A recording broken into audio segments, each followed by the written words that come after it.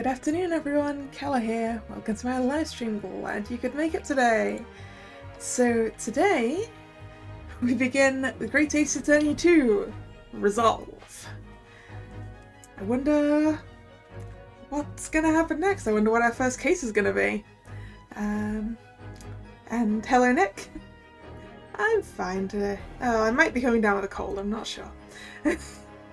Feels a bit that way. But other than that, I'm fine. So, let's go.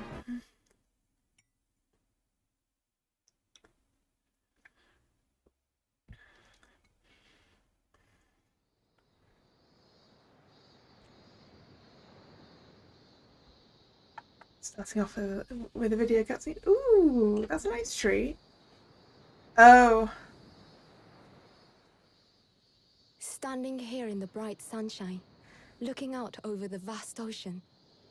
Those days in London seem like a dream. But I do miss my time in England's vast capital. Are we gonna get Susato sound back? You know, he's flourished into a truly wonderful lawyer. I've no doubt that at this very moment, he's fighting some noble cause in court.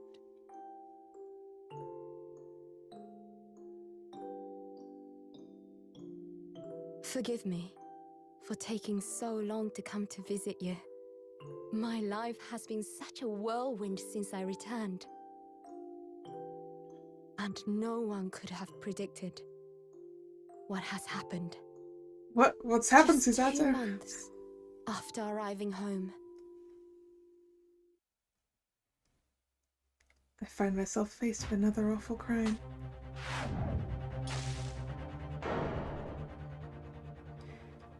Wait, is that the Swan Hat lady?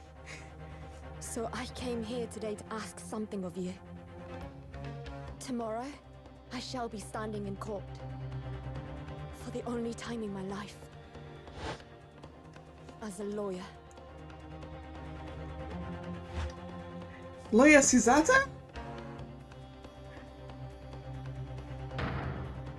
Swan Hat lady is dead! I ask for your guidance. Kazuma-sama. I thought that was her father's grave or something. It's Kazuma. The Adventure of the Blossoming Attorney.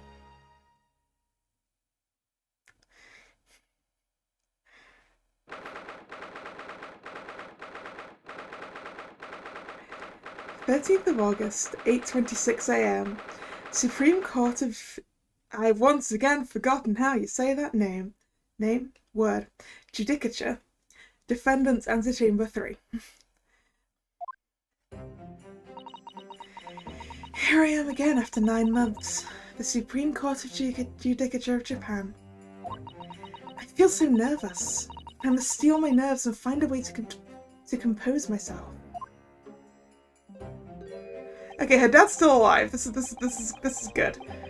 Because he was ill, wasn't he? That's the reason she went home. Ah, good, you're here. It doesn't do for a lawyer to be late. Oh, yes, good morning, sir. I hardly recognize you. You cut a fine figure, counsel. But you look as white as a sheet, and those wide eyes aren't doing you any favours either. Oh dear. The truth is, I'm so incredibly nervous. I feel utterly nauseated. I almost wish that I'd never been born. What's a thing to say to your father? Goodness, not the sort of thing a father hopes to hear from his daughter, I must say. Exactly what I just said. Yujin Mikotoba, Professor of Medicine at the Imperial Yume University. A man who, earlier in his life, travelled to Great Britain to study the latest advances in forensic medical science. And of course, my brilliant father. What sort of a voice do we think this person has?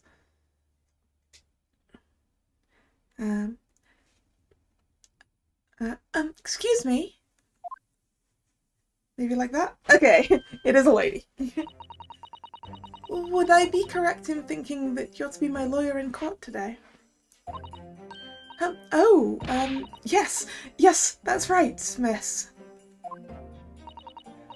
Well, I want to thank you for agreeing to represent me.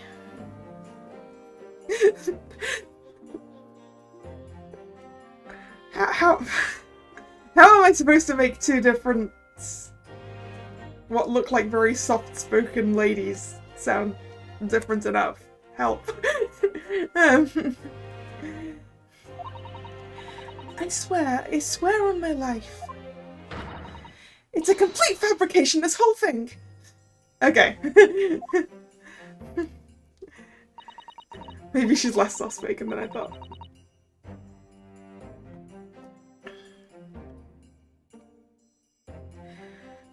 Ray Mambami, born the same year as I, and my greatest friend. Though unusual for a woman in our time, she works at the University Research Laboratory helping my father. And sadly, she's the defendant in today's trial. Accused of committing a truly awful murder. Are you feeling alright? Since we started talking, you seem, well, to have become a little flushed. Oh my, it's just that you look so gallant and dashing. Sorry? When I fall into your intense gaze, it makes me feel rather bashful. Oh?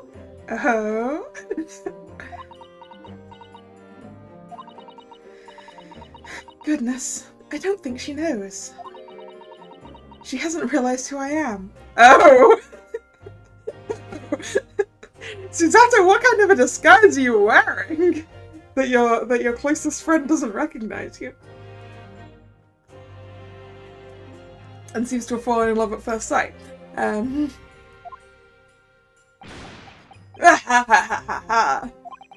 It would seem our little plan for this trial is going to work.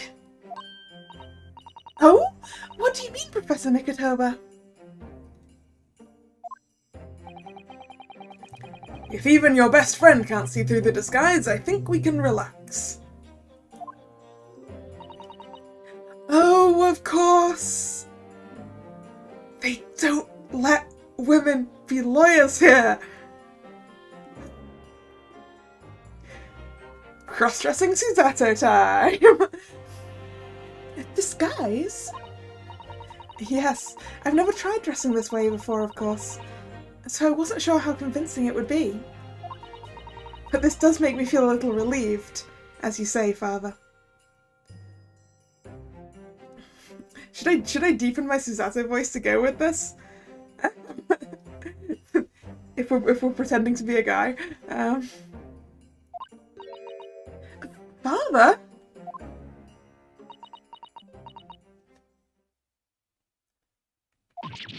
What? Is that... Is that you, Susato?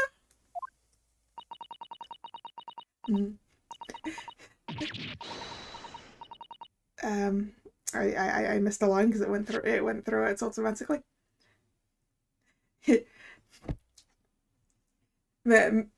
Maybe I'll just do Susato in my regular voice then for now, because that's a little bit deeper than the voice I was putting on for her.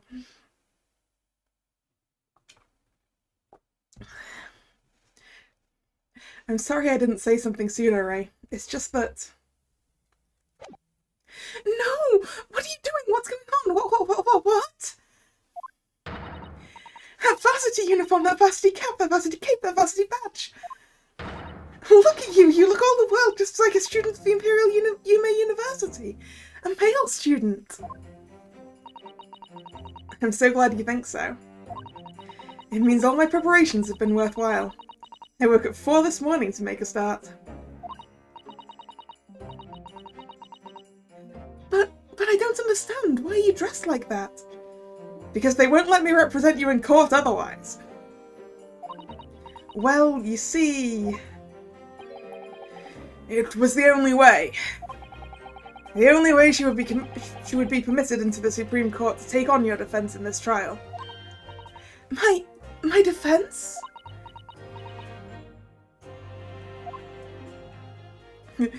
You're betting the disguise isn't going to last the entire case? No.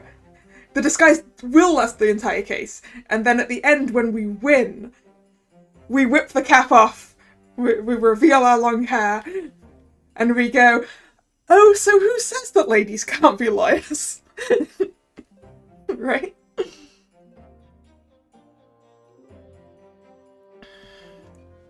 Never before in my life have I felt so frustrated at being born into this body. Courts in Japan are barred to women. We're not even allowed to set foot inside the courtroom. Despite the fact that the laws of this land apply to all people, male and female alike. But women are forbidden! Just for today, I'll be leaving my true self at the courtroom door, so that I can act as your lawyer.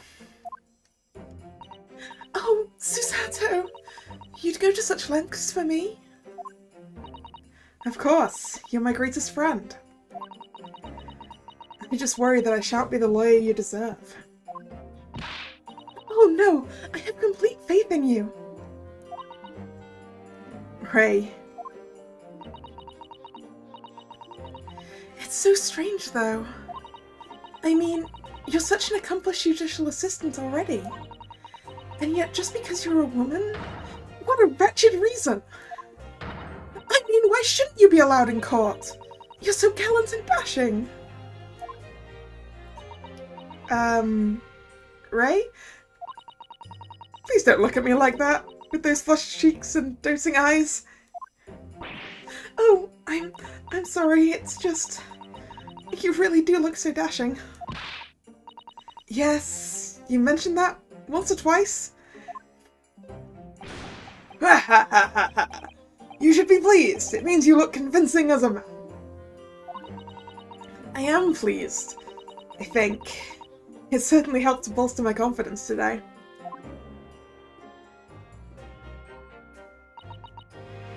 Ray, you're managing to put on a brave face in all this, but I can see through it. I've noticed how your shoulders are slumped and how you're trembling ever so slightly. Susato, you do believe me, don't you? Of course I do! I didn't do it. I couldn't have. I mean, murder? Of course. You have nothing to worry about. Your conscience is perfectly clean. Isn't that right? Yes it is. Perfectly clean. I have absolutely no doubt in my mind about your innocence. Which is why I'll stand by you until the bitter end in this trial. Whatever happens, I'll always be on your side. Because that's what it means to be a defense lawyer. That means so much to me, Susato.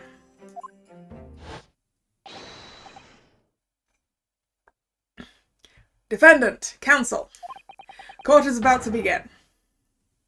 Proceed to the courtroom at once.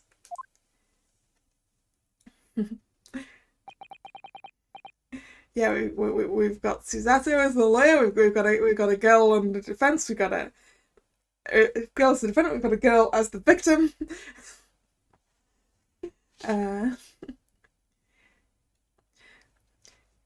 You should go in at once, Ray. If you're late, the judge won't hesitate to pronounce you guilty. Oh! Stand aside! I don't think I've ever seen her run so fast.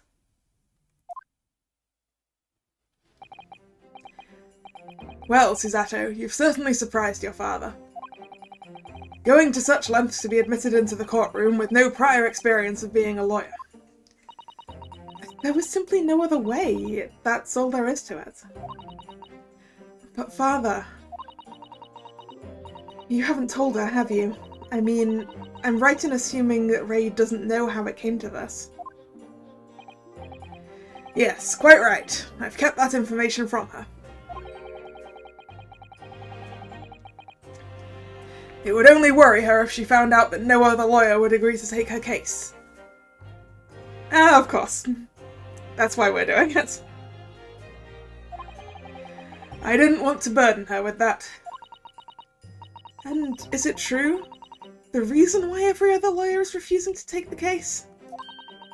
Is it really because of who the victim was?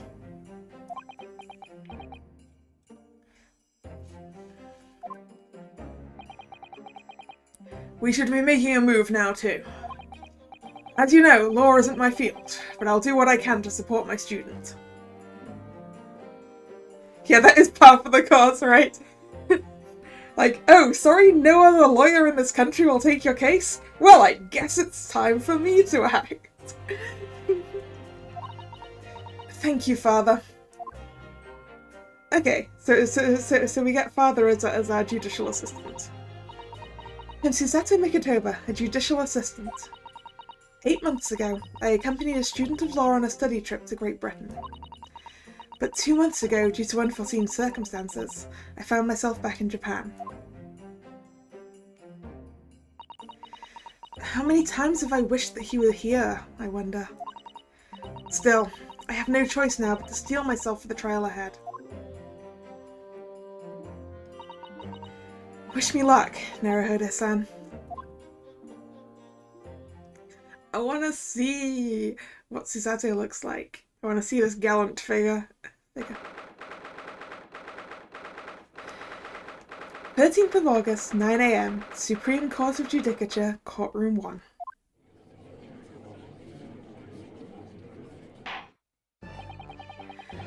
This court is now in session to hear the trial of Ray Membami. Membami.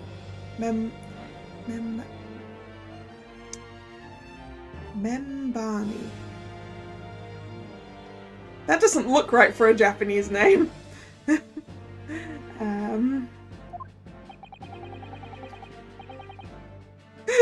What's up with your hair? Oh, gee. What is going on here? The prosecution is fully ready to proceed, Your Excellency. Oh, yeah, okay. I see what Ray was talking about here. Susato looks good.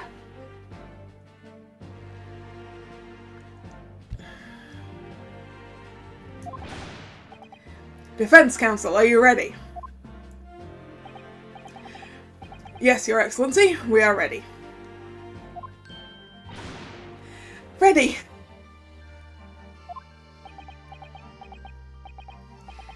Ah, yes, Counsel.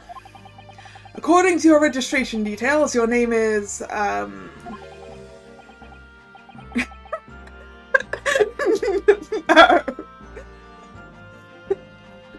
Ryutaro Naruhodo.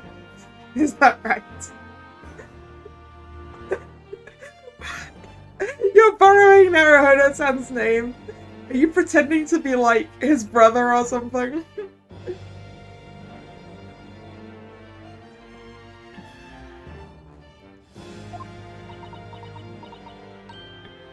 Sorry?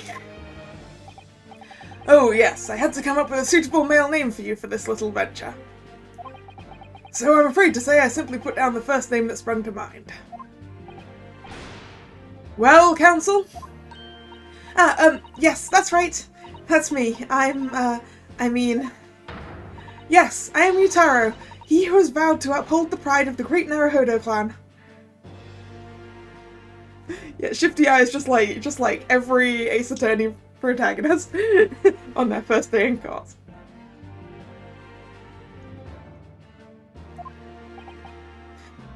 Ah.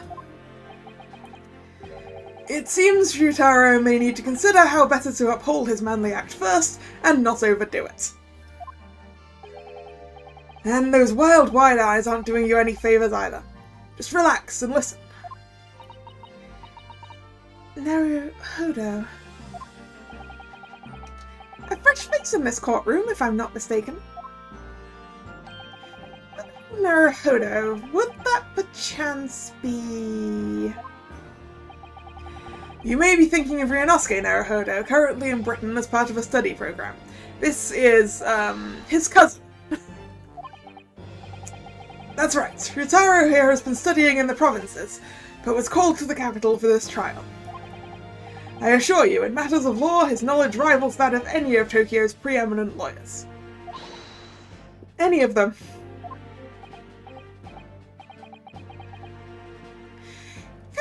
Tut, what a pitiful situation. Having been rejected by every lawyer in the capital, the accused had to call in a country boy. Hey, no, don't tell her she got rejected by everyone. We were trying not to let her know that. There you, Susato is every bit as gallant and dashing as any of your Tokyo attorneys. Please use the right name, right?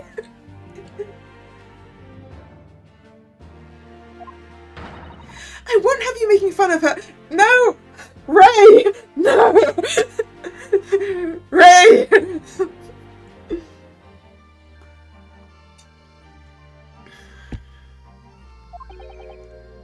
Huh? Oh, please be careful, Ray. What an unrefined tomboy we have here. But I wonder, is your gallant and dashing lawyer up to the challenge of defending you? His wide, skittish eyes very much suggest that he is not. I'm so nervous. Now that I'm standing in his shoes, I'm starting to understand what Naruhodo-san goes through. Like it or not, eyes are wont to flit.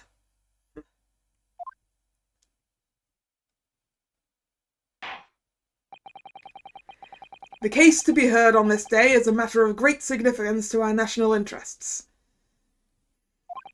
In fact, it would be reasonable to assume that the outcome of this trial may well affect the very future of our empire. Yeah, because the deceased is a foreigner again, like the last time we were here.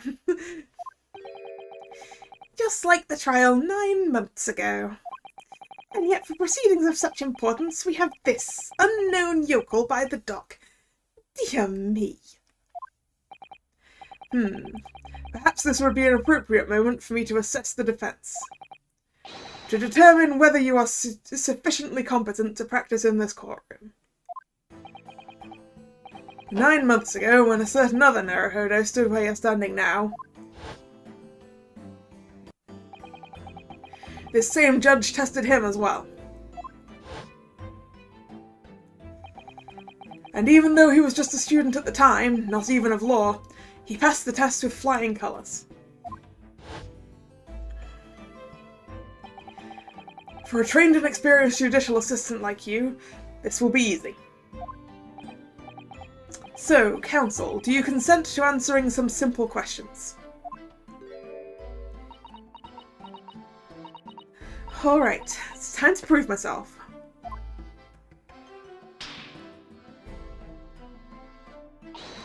Yes, Your Excellency, but please do make them simple. Very well, to start with. Yes, Naruhodo wasn't even a law student to start with.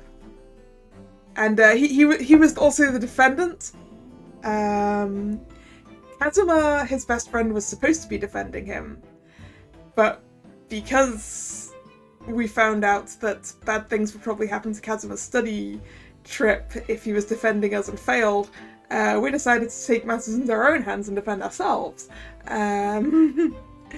But yes, while not even being a student of law. Naruhodo's a lawyer now, because he trained in law on the way to Great Britain.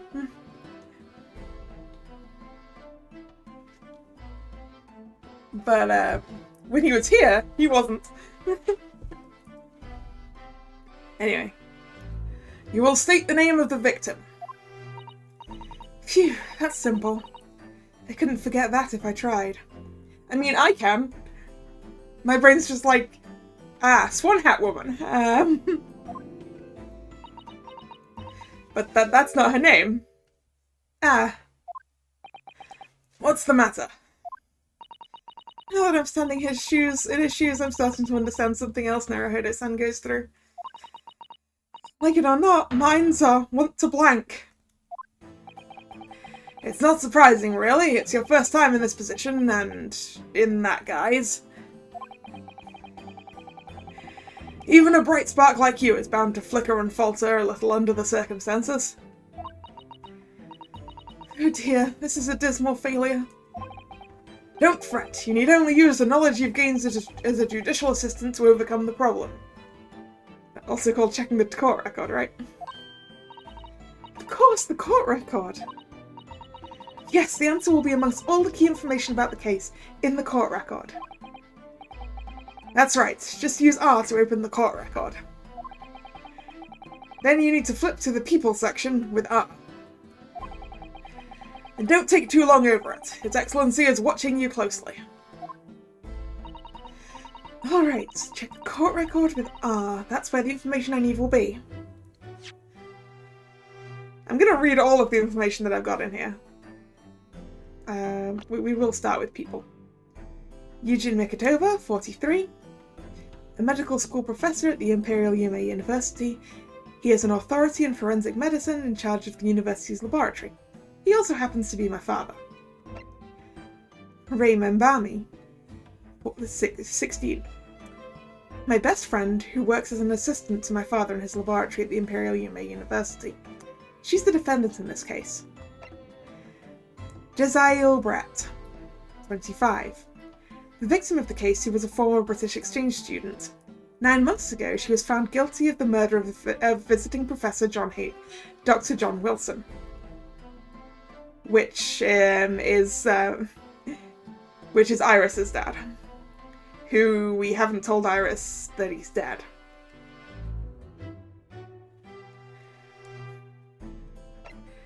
Takatsuchi Aochi, 52.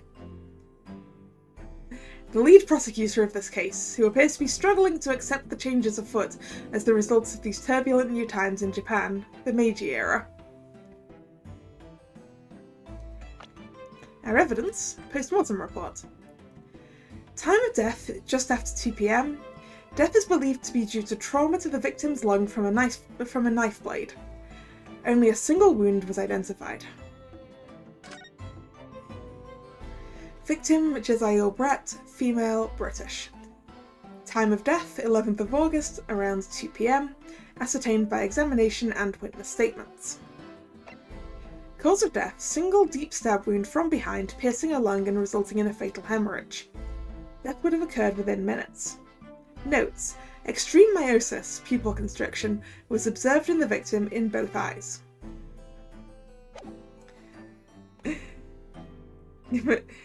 What you find funny about these games is they make the field of law look cool and exciting, and when you look at how it's practiced IRL, it's a lot less so. Yeah. I mean, I've done jury duty. It is not nearly as fun as an Ace Attorney game.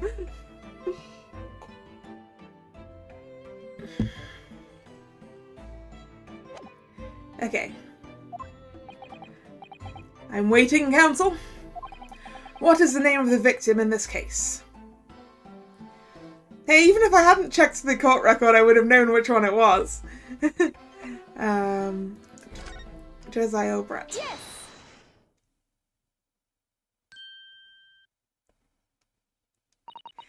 The name of the victim who lost her life in this case is Miss Jesiel Brett.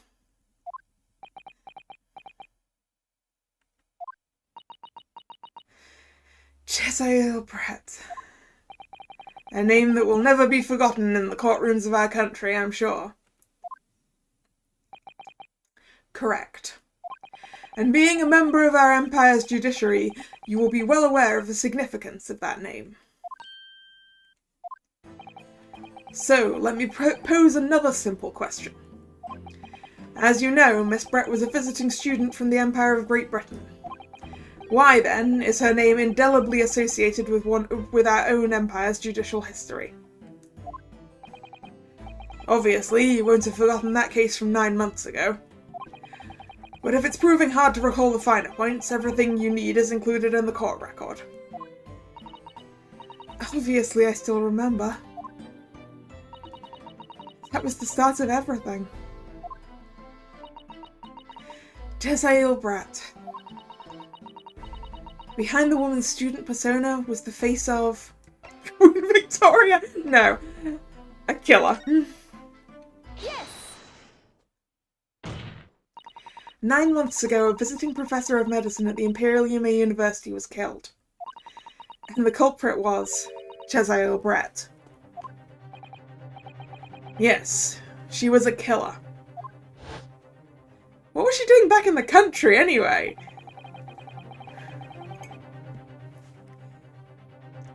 Thought she got shipped off to Hong Kong.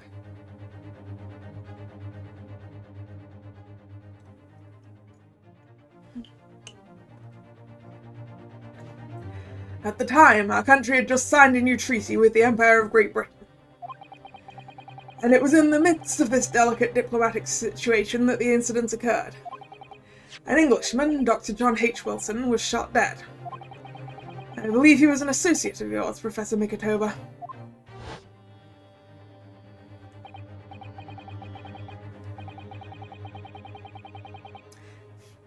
You actually studied some law. Yeah, I can imagine that was very dry. I actually had some friends at university who were studying law. So I know it was very complicated. I think they were both doing law and French law. So they were also doing French. Yes, I was indebted to the man. He'd been my mentor when I went to London to study forensic medicine. Indeed, it was I who invited him here to Japan as a visiting professor at the university. Naturally, the murder of an Englishman on our soil was a matter the government wished to resolve rapidly. Indeed it was, which is why a secret trial was conducted here at the Supreme Court. A student of the Imperial Yume University was arrested on suspicion of murder. A second-year English language student by the name of Ryunosuke Naruhodo. With the help of his best friend, a student lawyer, the accused conducted his own defense and exposed the despicable crime committed by Miss Jezzael Brat.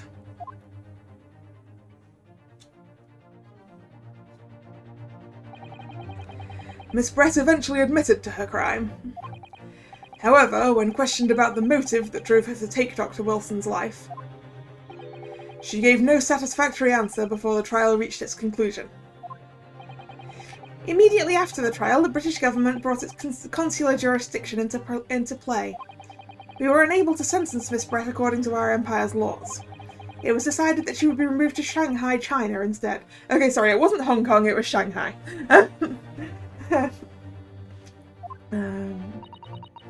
Why Shanghai? There's a British consular court there. Correct. I oversaw the negotiations personally. The date of her transfer to Shanghai was finally settled upon only last week. Oh, so she hadn't actually been sent to Shanghai yet. What's she been doing the last 9 months then? All that remained of our empire's obligations was to see the woman safely on board a steamship. And yet, the very day before her departure, the Englishwoman was killed. Only the day before? It seems like someone got to her just in time.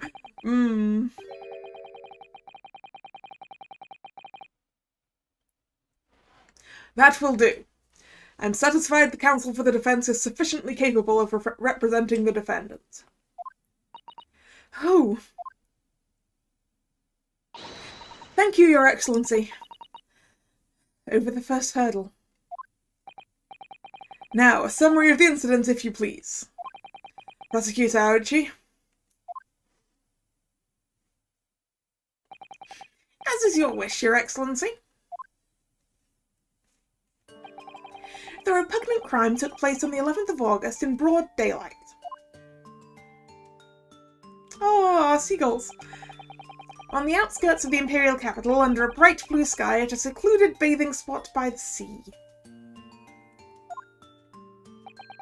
The incident occurred inside a small beach hut erected for bathers to rest or change their clothes. The cause of death was a single stab wound to the posterior abdomen that pierced the victim's lung, an injury which proved fatal.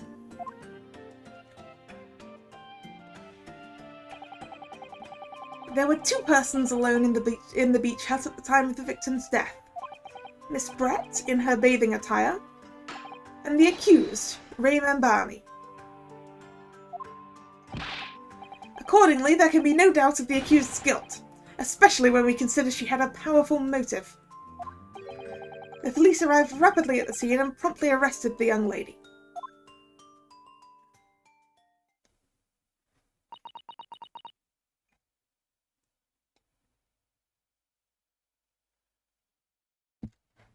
Does the court record also mention strain on the neck? I mean, yeah, if I recall correctly, it's an entire swan. I think it moved last time.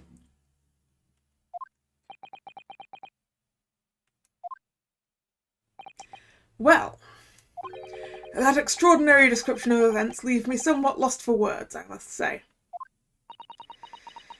That's certainly true. The prosecution's summary was full of words that raise an awful lot of questions. As a lawyer, I really ought to pick up the prosecution counsel on what he said about a powerful motive.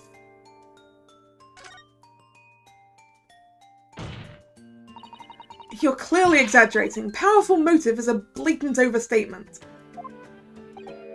Tut tut tut. Isn't the yokel boy using long words he doesn't fully understand? Your pardon? No matter. Let us put this to the accused, shall we? Mambani-san, you're a research assistant at the Imperial Yume University, I believe. Yes, I am. I'm working with Professor Mikotoba in his laboratory at the moment. I can confirm that. The defendant is an excellent assistant with a strong sense of responsibility. Fascinating to hear. Now, another question. Prior to your work with Professor Mikotoba, whose research were you assisting then? Oh, I was studying under Dr. John H. Wilson. Dr. Wilson? The visiting English professor who was murdered by Miss Brett 9 months ago? Yeah. It is also nice to have a tutorial again. Anyway. Just to refresh you. Right? Which works well because I took a break. The accused had a deep-seated respect for her former mentor, Dr. Wilson. Is that not true? Yes, Dr. Wilson was a wonderful man. Interesting. Then tell the court what deep-seated feelings you had towards the Englishwoman who killed him. Well, obviously I was filled with hatred for what she'd done.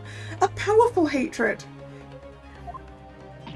Oh, no, Ray, be careful of what you're saying. Ah. The motive was revenge. Plain and simple, Your Excellency. Yet, it does sound like she had a motive.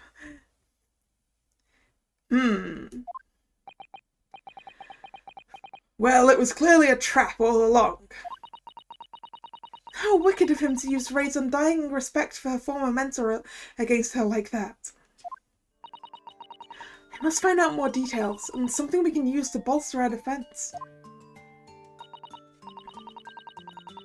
As a lawyer, I really ought to pick up the prosecution counsel on what he said about being alone together. Membami-san. Yes, what is it? I mean, Naruhodo-san. I'm really starting to wish we'd made my alias Yutaro Suzato.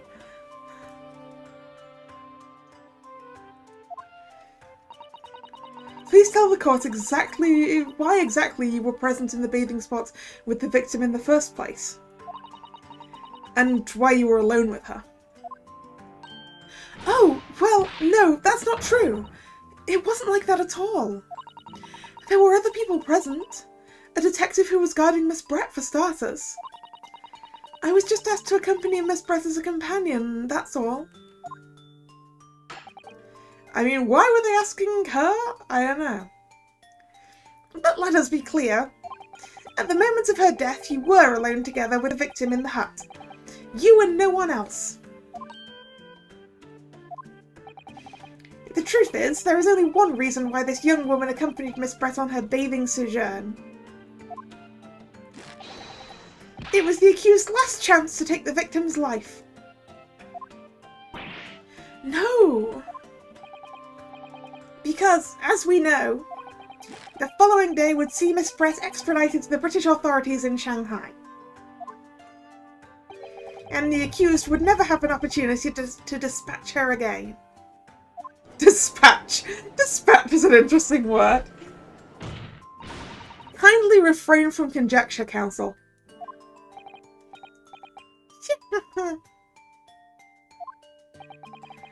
The prosecution counsel seems to enjoy using provocative tricks like that. But for now, at least, we need to assemble more facts. Try not to let him goad you. Oh dear, this is really terrifying. But Father's right, we need more information. As a lawyer, I really ought to pick up the prosecution counsel on what he said about the bathing spot. If I may, Prosecutor Aoichi. What do you want, you fresh-faced young yokel student? I wonder, could you explain, please? You mentioned a bathing spot. My apologies. Clearly, my modernity has confused the poor country bumpkin's simple mind. Bathing spots are the very latest trend in health practices from the West.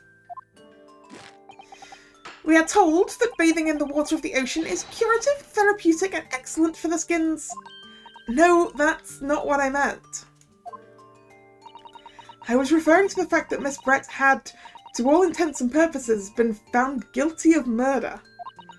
Why would a known criminal have been relaxing by the sea? Yeah, that's what I want to know.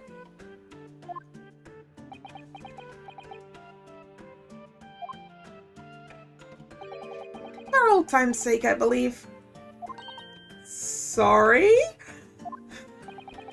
Miss Brett was to depart for Shanghai the following day. Her final wish, as it were, was to enjoy a day at our country's wonderful coast. And the British Embassy put extreme pressure on our government to comply. But on what grounds would we agree to such a request? Because, as usual, our government is unable to stand up to foreign powers. In matters of diplomacy, it seems we don't even have the courage to decline the whims of a known criminal. Don't look at me, Professor. It was the government who granted permission, not I. In any case, it was decided that with a dedicated detective on duty, nothing could go wrong. But in fact, a murder took place. I said don't look at me! It was that young student girl that did it, not I. Methinks you doth complain too much, Mr. Prosecutor. No one has proved that yet. I wouldn't provoke the man if you don't need to. I believe we all have a clear picture of the incident now. Despite her guilt being determined 9 months ago, Miss Brett managed to avoid incarceration, instead continuing her research work at the university. Why was she allowed to do this? Why? Why?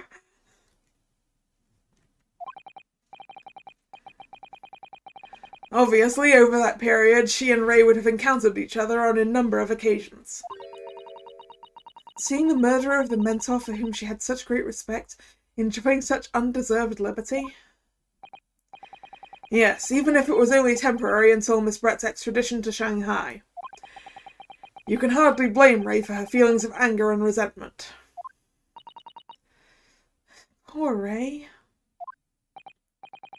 So, Your Excellency, if you'd be so kind as to peruse this exhibit. A photographic print that shows the scene of the crime immediately following the grim incident.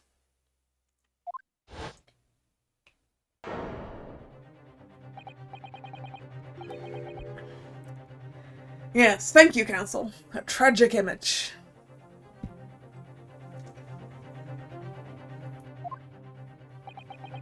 As you can clearly see, there is nowhere within the hut that anyone else could have hidden. I mean, I don't know about that.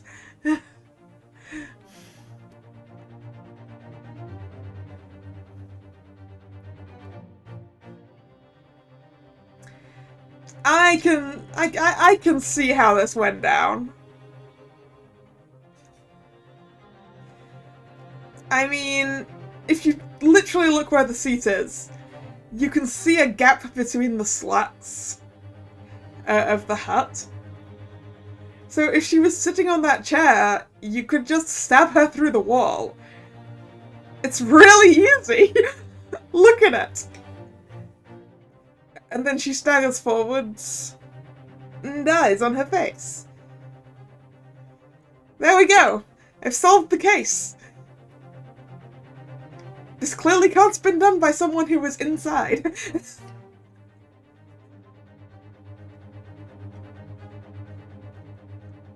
I mean, clearly isn't exactly the word, but you know. It doesn't have to have been done by someone who was inside the hut.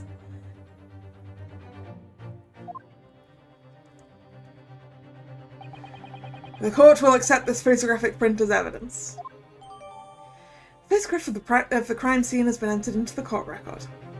A photographic print of the scene taken by police just after the incident occurred. The stab wound in the victim's back is clearly visible. As I understand it, then, the victim and the defendant were alone inside the beach hut at the time. This is deeply troubling, I must say. The finger of guilt points firmly at the defendant. Well, Your Excellency, naturally the prosecution has much more to its case. Well, give it up then.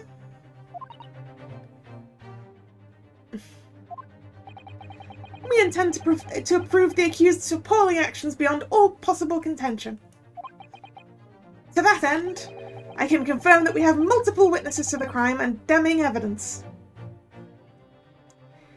If the two of them were in the hut alone by themselves, how do you have witnesses to it? Witnesses? But who?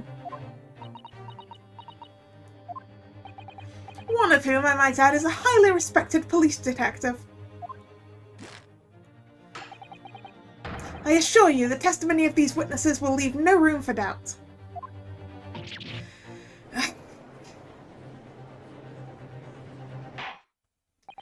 Very well then, Counsel. Bring forth your witnesses.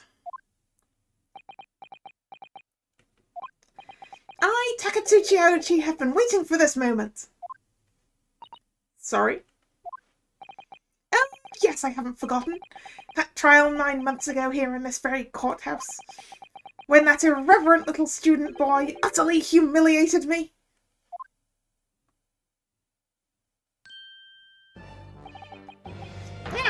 Ryanosuke Naruhodo. What? Yes? This insult to the Aochi family name will never be forgotten. You've become conceited with age, Counsel. But the old have to stand aside and make way for the new. It's the way of the world. May you never forget that.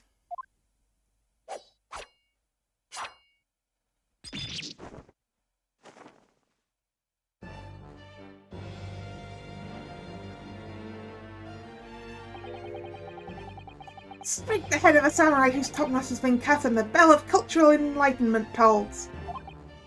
Yes, on that fateful day, my former self died. The start of your own mini Meiji revolution. Are you modernizing as well, Council? Silence! Since I swore revenge back then, there has been a minor miracle atop my head. Oh, you mean that little bit of hair up there? Observe the Aochi growth. You see this seed of hope sprouting forth from the barren expanse of my crown.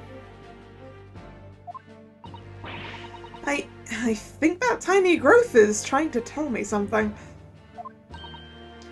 I'm afraid I can't really see. Where is the hope exactly?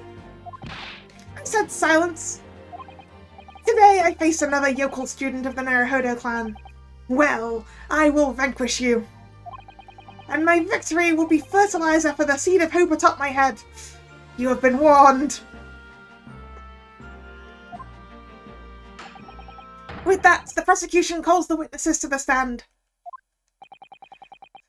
It looks like the stakes are high on both sides in this trial. The prosecution and defense each has much to lose. A haircut is hardly comparable to Ray's life. Can we shear his hope? Oh no! Oh no! What are both of you doing here? What are both of you doing here? I mean, I guessed the detective was going to be him, but...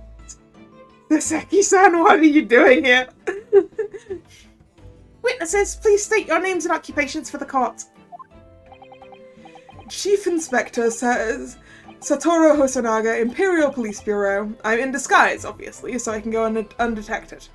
You were in disguise last time as well, as a waiter, but this time... Why are you in disguise here? Because we know you're a detective this time. And what is that turtle doing on your head? And I am, well, what was my Soseki-san voice? The next big thing in books. An author renowned throughout the capital, in fact. Yes. Soon to be sold out, the satirical I Am a Cat, a sensational success by Soseki Natsume. Oh my goodness. Struggling student from the provinces, please. You needn't be in awe of me. I needn't? It's only natural that you'd feel nervous in my presence. But all of you, please relax. Call me Soseki, even. Yes. What on earth is Soseki-san doing here? Tread carefully, Susato. That author fellow knows you from your time in London, doesn't he? If he exposes you for who you really are, this will be over before it's begun. Yes, of course. I know. I presume Soseki-san won't have forgotten about me. I could certainly never forget him. Although he does seem to have changed somewhat in the 6 months or so since I last saw him. He's happier, that's for sure. And as for Inspector Hosonaga, that amazing outfit is hard to believe. It seems very inappropriate for him to be wearing a swimming costume in court. Do I have something on my face? No, but you do have something on your head that I'm really hoping isn't alive. Well, your glasses for one, although they don't seem to be helping you see. Thank goodness he hasn't recognized me either. Ah, I suppose it's this disguise, is it? I thought that appearing here in the clothes I was wearing at the time would make for a more faithful testimony. It is my guiding principle to carry out all testimonies flawlessly.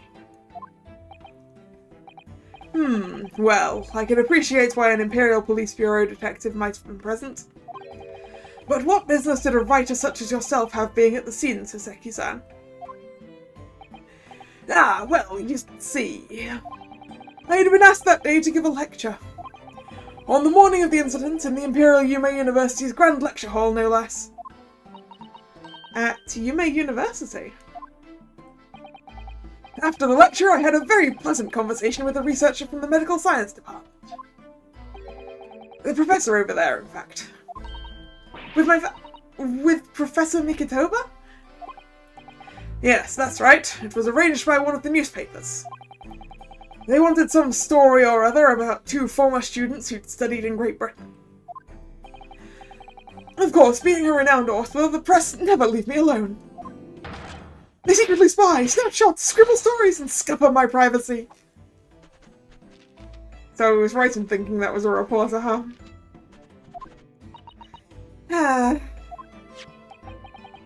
As you can see, the conversation was written up in this newspaper here. Read it at your leisure, my provincial, struggling student friend. I have plenty of copies. How many copies did you buy? Are you buying of the newspapers that have you in them, Soseki-san? Thank you very much. You practically threw that paper at me. The Soseki Natsume article has been entered into the court record. A newspaper containing an article about a discussion between my father and Soseki-san. The debate became quite spirited. I'm gonna go look at the two new pieces of evidence we've got. So we've got the crime scene photograph. Oh, the poor swan is also dead, I see. Okay, she was drinking wine.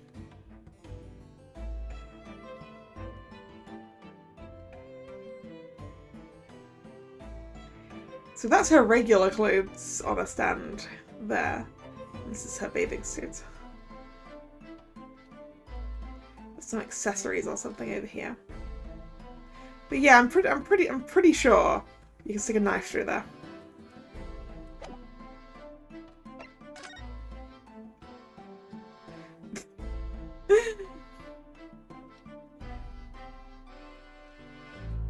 Yep, that's the Seki-san. I'll say cat, but not Wagahai because he didn't take Wagahai back with him. He took the kittens.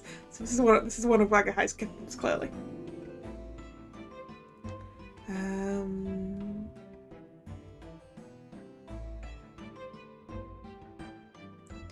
What's this crack?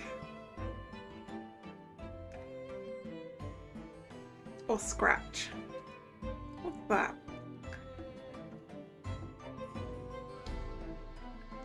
And I can't read enough Japanese to know what's going on here.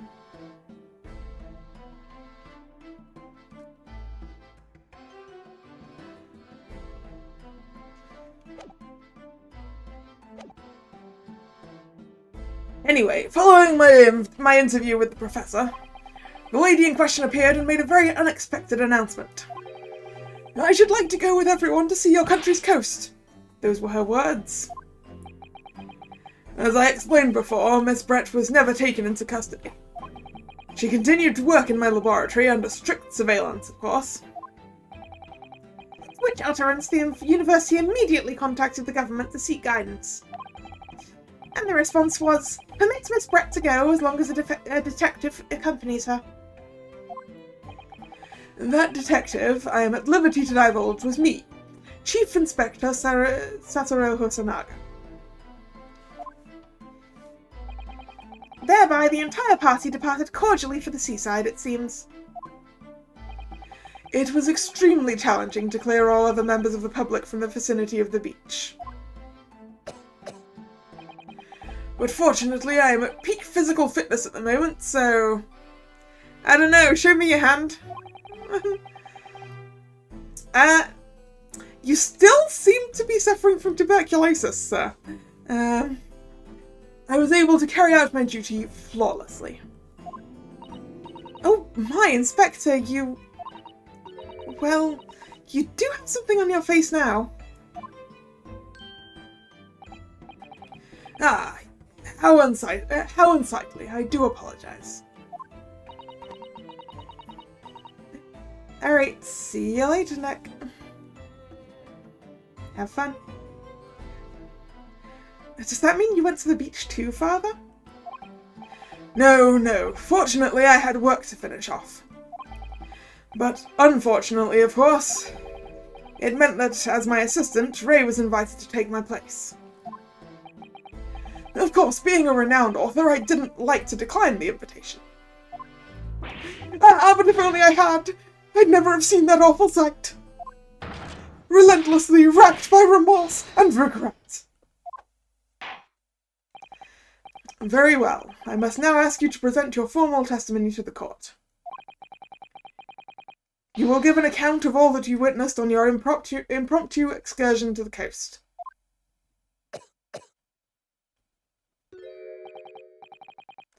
Of course, Your Excellency. Relentlessly racked by remorse and regret I am.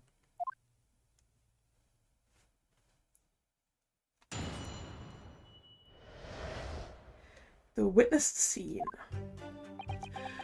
On the day of the incident, I was ordered on a special surveillance assignment in this disguise. I had just managed to catch that crab when suddenly I heard a caterwaul from behind me. I ran into the beach hut at once, where I found the pair in question. Yes, that young girl was astride the Englishwoman, dagger in hand, as she stabbed wildly. Doubt. Soseki-san? Doubt.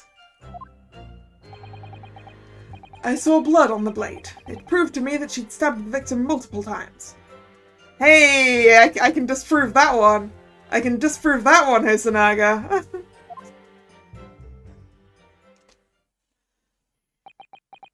Indeed, it does appear from this testimony that both witnesses here present saw it. The very moments of this heinous crime. Doubt. What? Now, if you will recall, I promised evidence as well. What phrase did I use again? Ah, yes, this was it. Damning evidence. That looks like a pen. What have you there, Counsel? A so-called fountain pen, is it? It does appear to be missing its nib. Actually, no, wait. At that point, that was probably the time when the nibs were separate, right? I mean, they can still be separate. Correct, Your Excellency. I found it at the scene whilst examining the body. It appears that in her dying moments, with her final ounce of strength, the victim clutched a piece of evidence that would positively identify her killer. What? Your Excellency, if you would cast your eyes over the photographic print of the crime scene once more.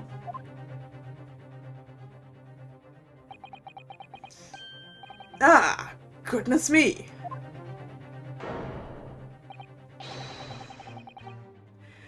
Yes, the victim is clearly grasping something quite deliberately there in her hand. That's right, the fountain pen. And if you would kindly examine the pen, Your Excellency. Ah! The owner's initials have been engraved into the ebonite barrel.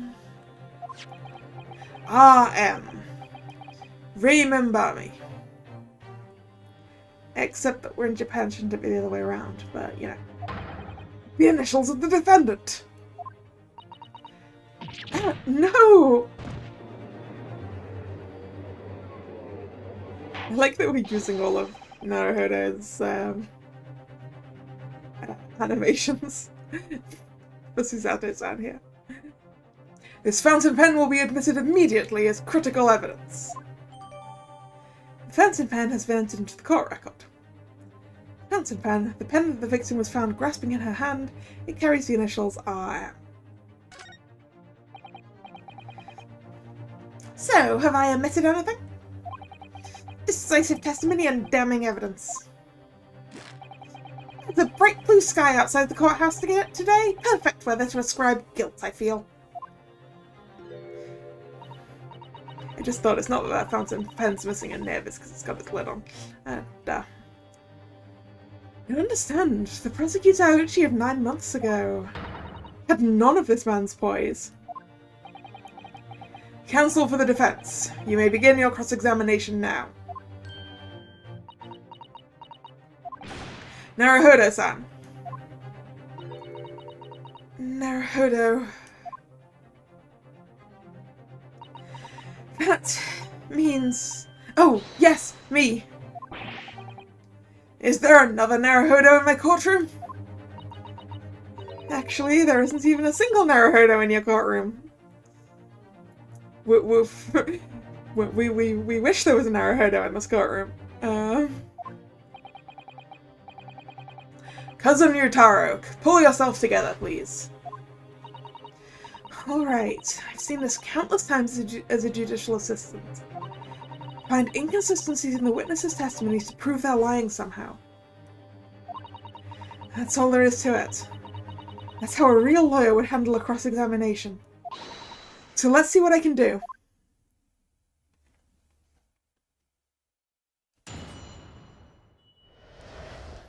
And while I've already seen an inconsistency, I do want to do my usual press all the things. Hold it! In that jaunty disguise? Correct. Wait, no.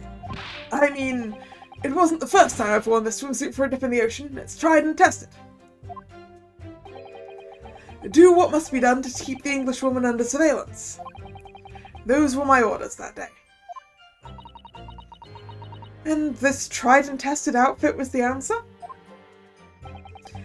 Being able to blend flawlessly into a crowd is an important part of a detective's job. I submerged myself in the salty water, leaving only Mr. Turtle floating inconspicuously on the surface. That's not inconspicuous! Mr. Turtle loves the water. But there was no need for you to blend into the background on this assignment, really, was there? If that made you late arriving on the scene, I think perhaps you had your priorities wrong.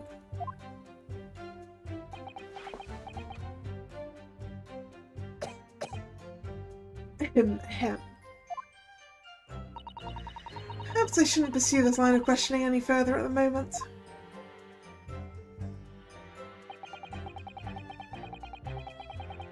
Hold it! Ah, you're describing the victim's scream, presumably, says Eki-san. In more literary terms, you might say it was a scream that could have pierced the heavens. Or the like. Of course, that's just a metaphor. We renowned authors are wont to describing things so. So Seki-san wasn't at all like this in England. Anyway, I spun around at the noise and the beach hut immediately fell under my gaze. Yes, the beach hut. The area is popular with government ministers. Many have seaside retreats there for rest and recuperation. Locals are prohibited from entering the area, so it's always very quiet. The beach hut is a simple structure, erected as a place for people to change, or take refuge from the sun.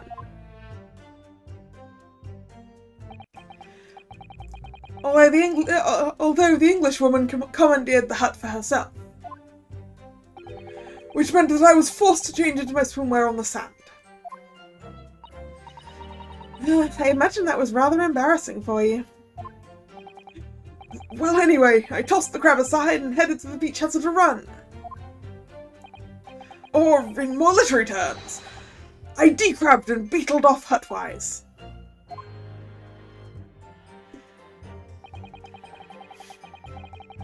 Hold it! Wait, by pair, you don't mean to say... But how could that be? No, you misunderstand. Obviously, I mean the victim and the defendant, Raymambami-san. Oh, it would have been helpful if you could have said that from the outset.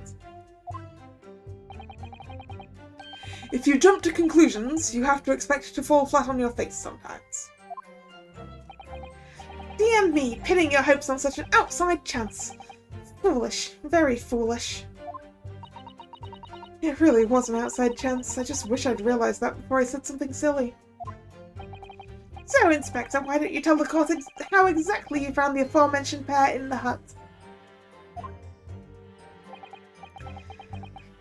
Well, it was a sorry sight. A really grisly scene.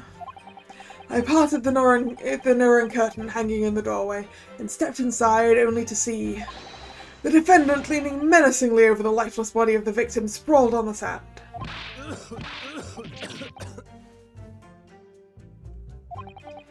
My glasses very nearly cracked at the ominous sight that met my eyes. How thoroughly appalling. He doesn't appear to be lying here. Well, Soseki-san, can you confirm what Inspector Hosonaga is saying, I wonder? You'd like a literary man's opinion.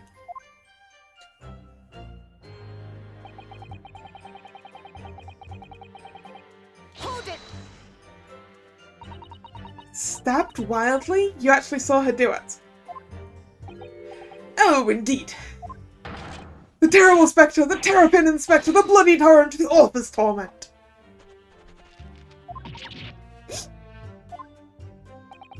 Every sight and every sound are still carved in my melancholy memory. That was my impression, at least, as a future literary sensation. So what on earth was that shrill effeminate scream? Oh, no, no, what are you insinuating? I'm as manly a Japanese man as you. I wonder if I might interject here, Soseki-san. Something you said is troubling me. That was my impression, were your words just now, I believe.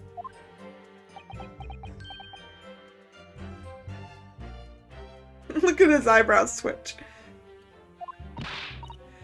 So do you mean to say you're not confident you really did see what you've described?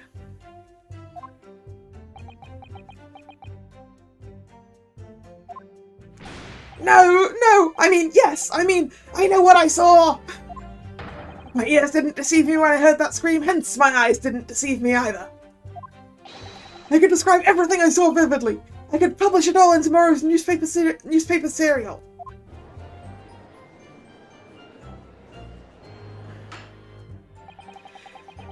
It sounds as though the next installment of I Am a Cat may take a macabre turn. I think this is a fool's errand. The more we press your author friend on what he saw, the more entrenched he's going to become.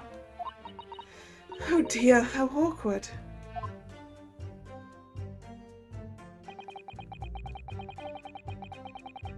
Hold it! She was stabbed multiple times? How can you be sure of that?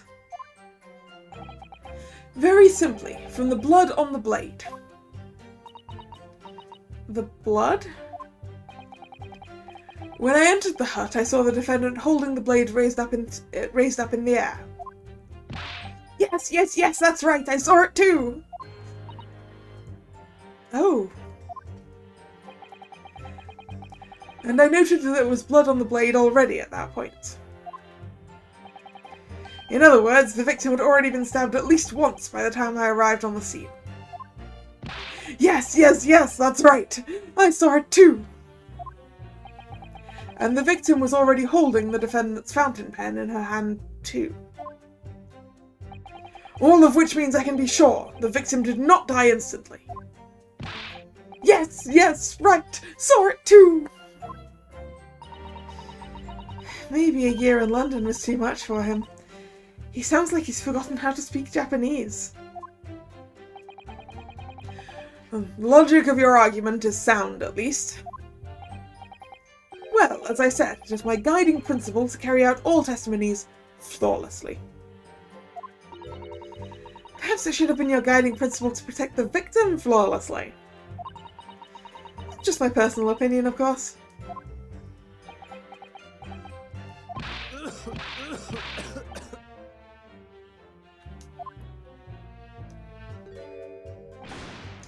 Counsel, you will refrain from mocking the witness. Aw, but he's so mockable. Oh no, I just have so many thoughts swirling around in my head. It's all I can do to stand here, wide-eyed and mute. Goodness, my dear, you really must try to calm down. But how am I supposed to find an inconsistency in what these two gentlemen are saying? I mean, I know where there's an inconsistency, I just wanted to press all the things first. I don't see why either of them would have any reason to lie. What you must remember, I think, is that witnesses may inadvertently lie at times. For various reasons. A misunderstanding, a mistaken observation, a delusion even. A delusion? What's important is that we determine the truth, and there's only one sure way to do that. Yes, with evidence, of course. Spoken like a true judicial assistant. During witness testimony, you can use R to pick a piece of evidence to present for consideration. So you need to listen carefully to each statement and compare what's said to the details in the court record. If you find some conflicting information, that may be the inconsistency you're looking for. Yes, it's all about inconsistencies. Once you've identified a witness's statement that appears to conflict with a piece of evidence, present the evidence to the witness with X, and the way ahead will present itself to you, I'm sure. Yes! Alright then. I'll consider the details of all the evidence in the court record against each statement to find an inconsistency. Actually, we have some more evidence that I should really look at, like the fountain pen. Oh, I can't actually look at the fountain pen any closer, okay. I hope I'm up to the task. Don't forget that you can have the witnesses repeat their statements as many times as you like. Everyone has to start at the beginning, remember? So those wide eyes are quite forgivable. And besides, there's no one else to defend the poor girl. You're right. I need to listen to the testimony again from the start. Well, actually, I want to go to the very end. The last statement today is...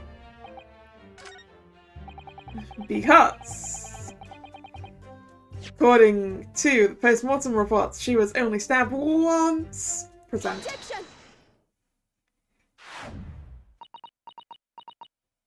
Congratulations on your first objection. With that accusatory cry that just welled up from deep inside me, I think I finally understand. Every time Kazuma-sama and Naruhodo-san have stood here at this bench, the stakes have been very, very high indeed. What's the meaning of that menacing pose, Counsel? I'd like the witness to clarify something for me. Who? What? Where? When? How? Not you, Soseki-san. This query is directed to Inspector Hosonaga. Me? In your statement just now, you said that the victim was stabbed multiple times. Yes, that's right. As I said, when I entered the hut, the defendant was already standing over the victim, bloody knife in hand, like a murderous demon. And yet, that cannot be. What? Get to the point, please, Counsel. In the post-mortem report, it clearly states that the victim was stabbed one time only. Ah! In other words, Inspector Hosanaga's testimony He's clearly flawed. Ah. And Soseki-san. Me? You claim to have seen Membami-san in the throes of stabbing the victim. Yes, I did! Wildly! But both you and the inspector confirmed the same point. That there was already blood on the knife that you saw the defendant holding. So in other words, our good friend Membami-san pulled the knife out of the back of the victim, which, you know, is a terrible idea. You should leave that in, because it's stopping them bleeding out so much.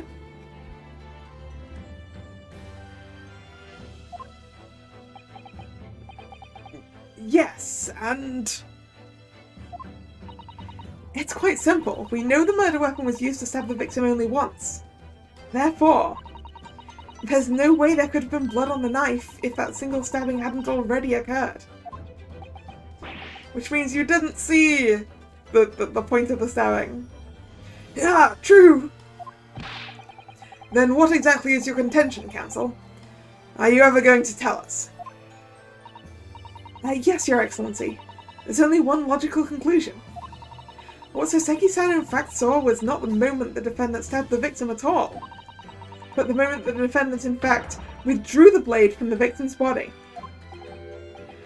That can't be! Excellent work, Susato. You exploded at them with that objection and then proceeded to pull them apart systematically.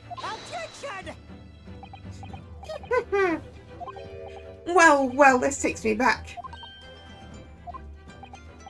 Yes, I seem to remember your cousin staged a scene much like this at that trial 9 months ago. A half-witted child with a half-baked objection attempting to steal the show. You're right. There were certain similarities.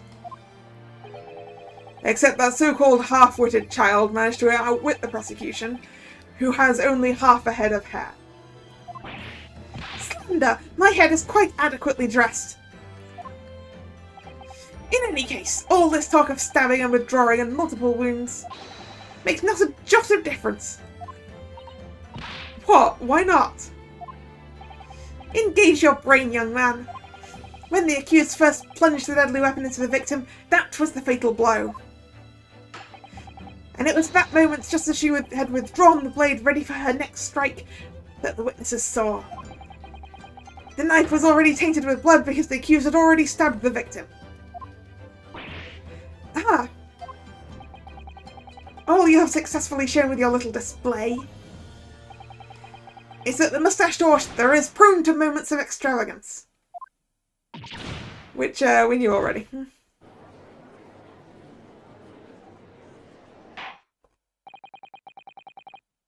I am in agreement with the prosecution.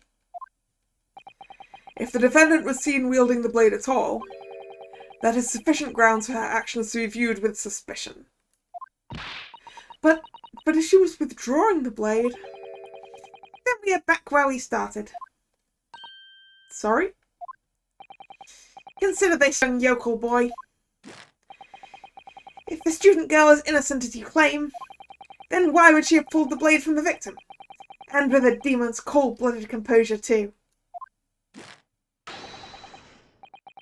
The prosecution demands an explanation, and it had better be good. I mean, doesn't she study? That sort of thing? Why did Ray pull out the knife? Ah, yes. Going for the jugular. What does Father mean by that? Let the court hear your answer then, Counsel. The truth is, I don't really know. But I have to come up with a plausible reason here, or we don't have a case.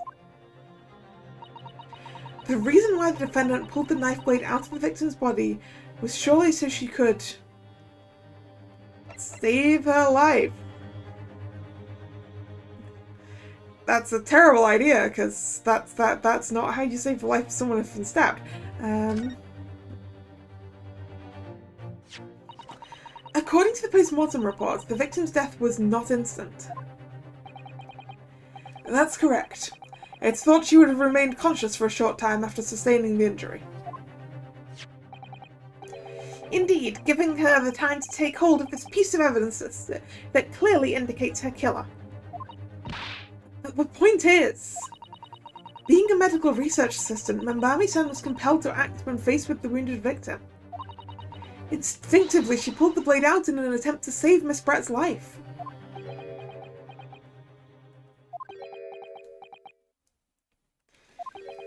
Except that's not how you do it.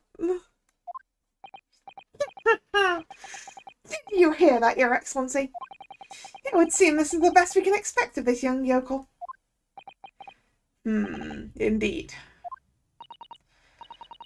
Is it just me, or does it suddenly feel much colder in here? Your Excellency, if I may. Speak, witness. I would like another opportunity to testify. In respect to the slipshod assertion just put forward by the Yokel Defense Council, I mean. Slipshod? I mean, it is a terrible shape, but... Yeah, an excellent idea, Inspector. Our young yokel hopeful has a modicum of knowledge when it comes to the law, it seems. But in matters of medicine, he appears to possess not one iota of common sense. Very well, Inspector. I will permit your request. You will testify again before the court, on the subject of the Defense Counsel's assertion. Yes, sir. I will do so flawlessly.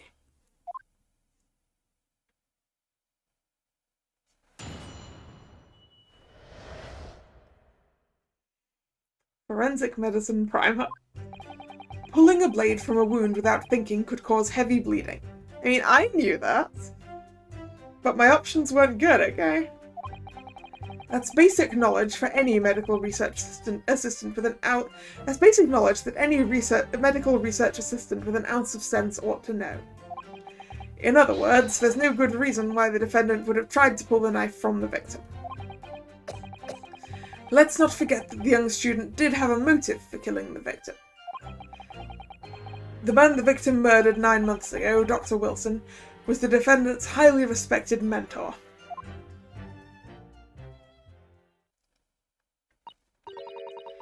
Is what you just said true, Inspector? Could pulling a knife from a wound really cause the wound to bleed heavily? Yep. If I have learned anything from first aid training, it's that if anyone gets stabbed with anything, you don't pull it out. You wrap the bandage around the thing that did the stabbing.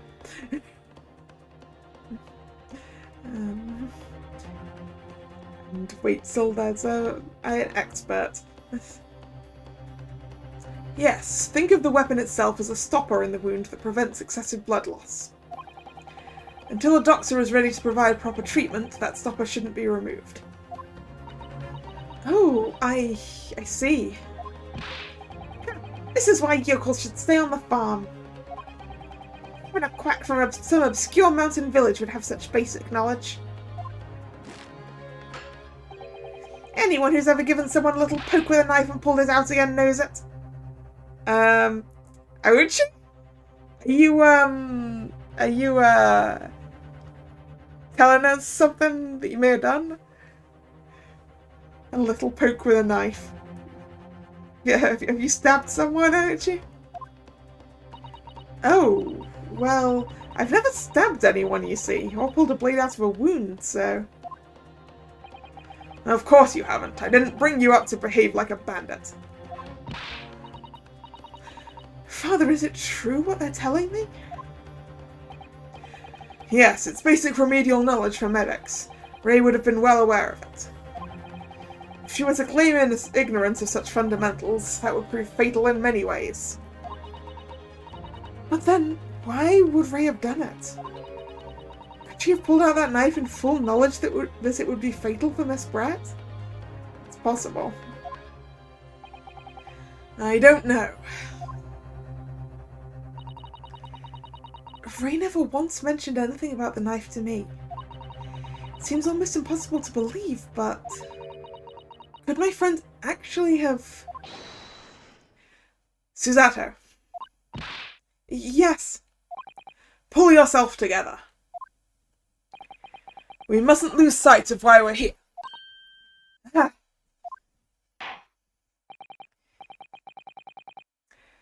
Counsel, it's time for your cross-examination. Oh, yes, Your Excellency. However, I must warn you that if your cross-examination fails to identify any issue with the established facts, I will be moving to my adjudication immediately afterwards.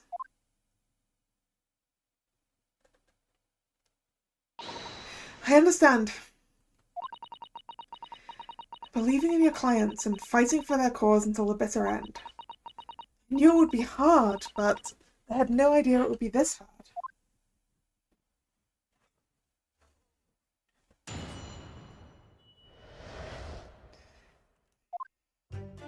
It's time to press all the things. Hold it! You say doing it without thinking could be a problem. Does that mean that if you used due care and attention it would be alright? I wouldn't have thought this needed spelling out, really. Aww. Look at the little turtle. It's got a little bobbin head. The blade is like a stopper in the wound. Remove it and a serious hemorrhage will occur.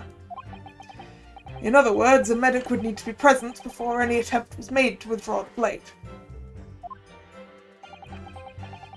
Doing it without thinking would be madness.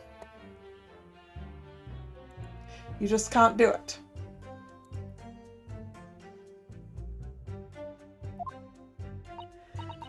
Oh, well, thank you for such a thorough explanation. You see, Counsel, when you act without thinking, the result is a bloodbath.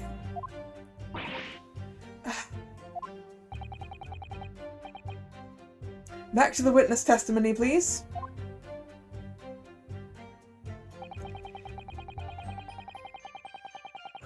Hold it!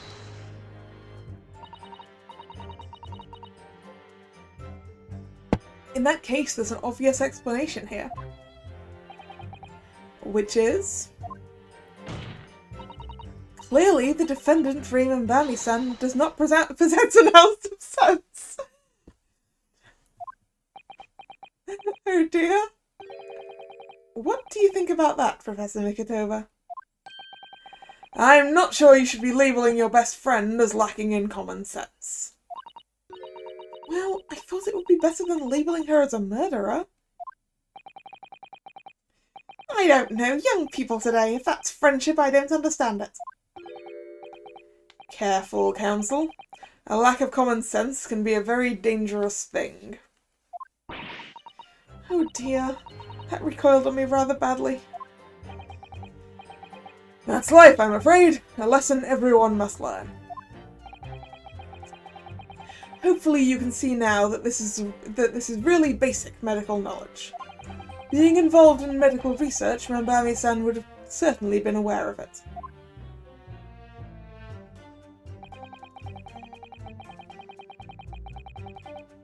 Hold it!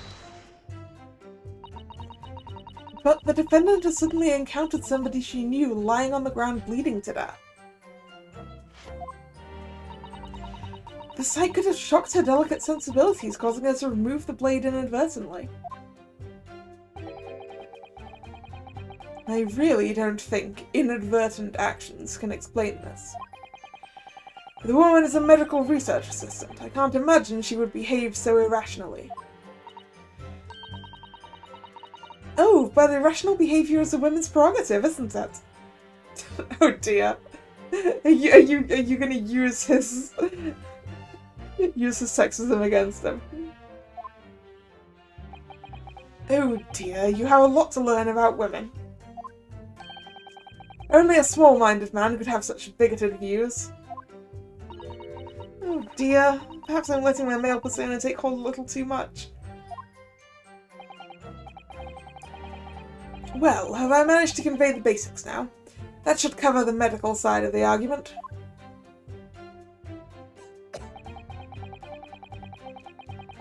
Hold it!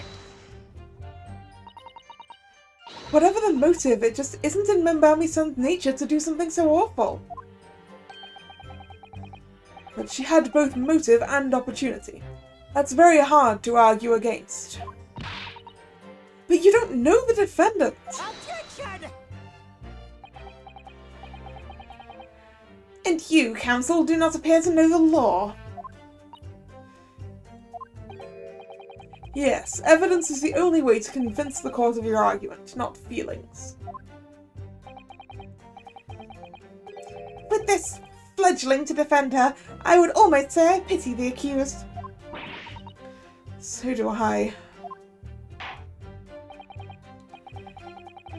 Inspector, you will reiterate the point about your point about the defendant's motive, please. Ah, yes. Miss Brett was in many ways the sworn enemy of Membami-san.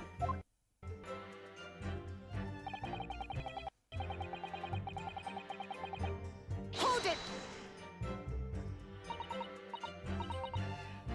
Well, yes, that's true. Dr. Wilson recognized Membami-san's talents and offered her the position of assistant, despite her being a woman. She was extremely grateful to him. Yes, the Englishman appears to have been a very broad-minded individual. Dr. Wilson had no time for outdated traditions. He met with opposition, of course, but he believed firmly in Membami-san's abilities. Clearly, the defendant was in the man's debt, which only serves to prove my point. This is hopeless. I can't find a single crack in this testimony anywhere. If Ray knew that withdrawing the knife from the wound would threaten Miss Brett's life further, I just can't think of any way to explain why she did it. Susato, it's at times like these when it's especially important to remember the fundamentals. The fundamentals? Evidence is what counts in the courtroom, isn't it? Of course! I've been through the court record dozens of times already. I think perhaps you're forgetting something, though. You needn't take the evidence at face value. You can and must examine it in greater detail, too. Ah, we're going to be able to examine the pen now, huh? Ah.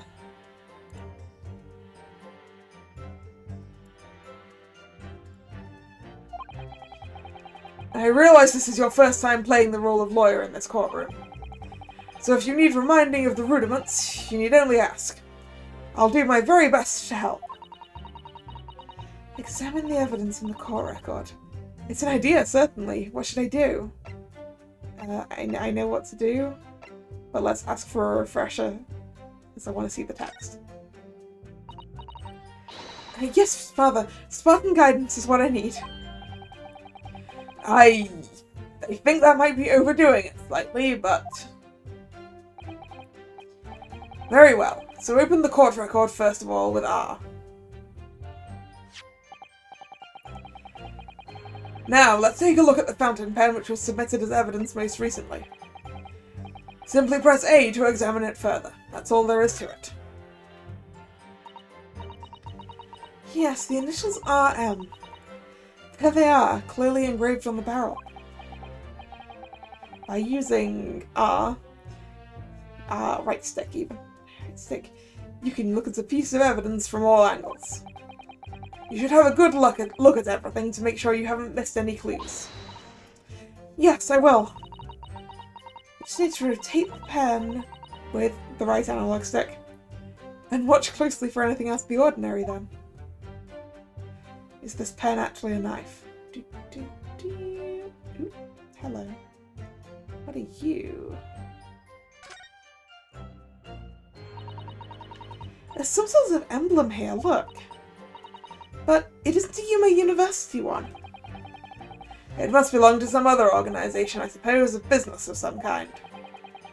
But that would seem to imply that the pen doesn't in fact belong to Ray.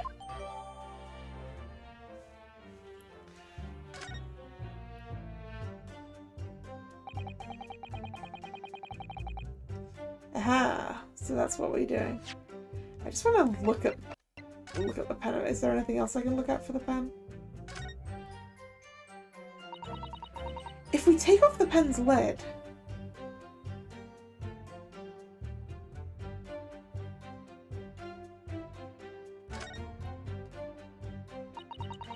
Now let's unscrew the barrel, shall we?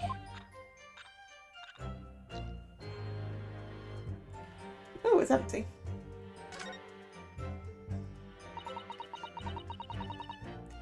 This must be the little reservoir that holds the ink. Yes, you fill it by drawing ink from a bottle up through the nib.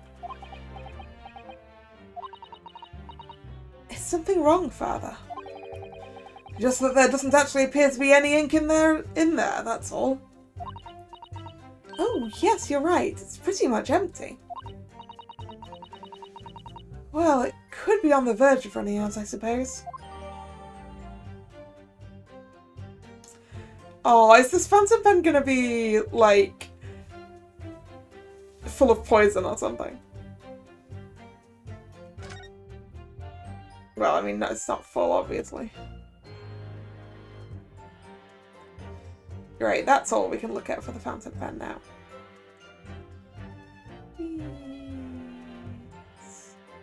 Spin the fountain pen. Okay. Alright, so we need the thing.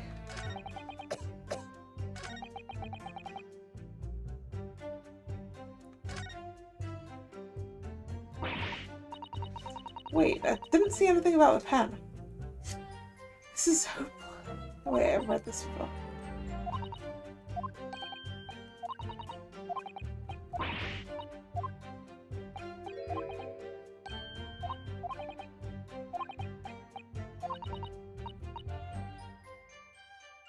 I know what to do, we just did it.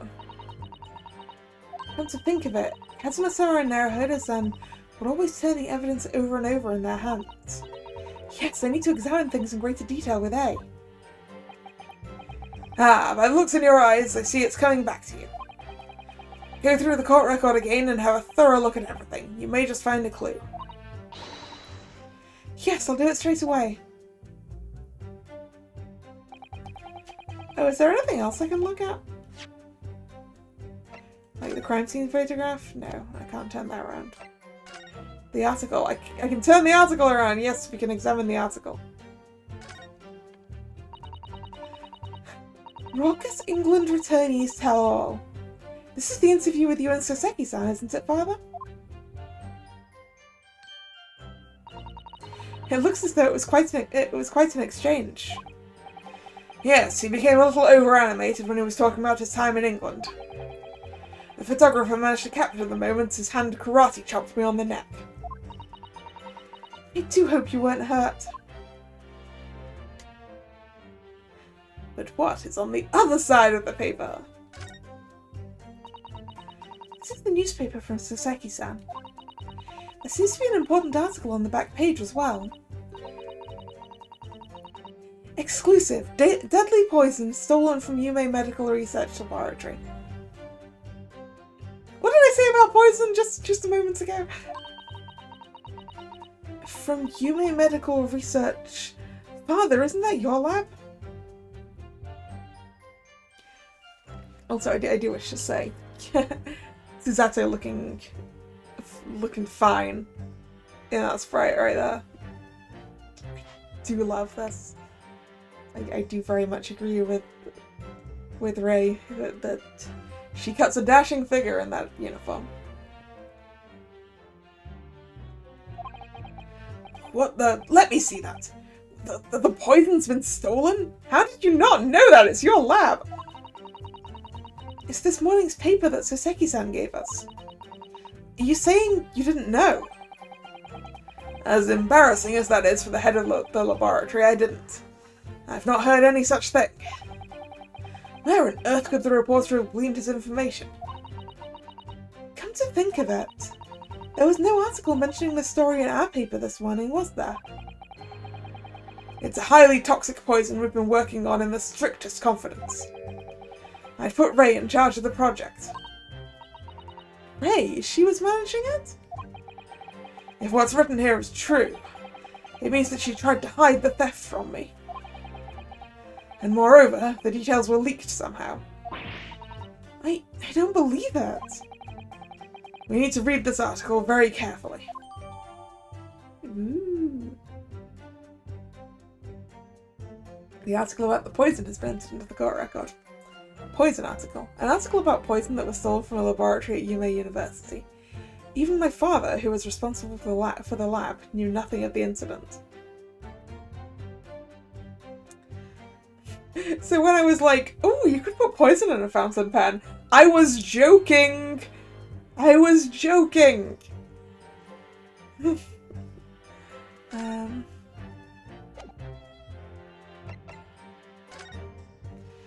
Exclusive. Deadly poison is stolen from Yume Medical Research Laboratory. Following a lecture at Yume by Daisuke Natsume on 11th of August, it's come to light that a very disturbing incident took place. A deadly poison being secretly developed in the university's forensic science laboratory was stolen. Deadly in tiny quantities. Even the smallest amounts entering the body, either via mouth or via a wound from a poison-laced blade, would prove fatal in minutes. Current methods cannot detect the newly developed chemical. The university would have to be consulted. Why is the poison being developed?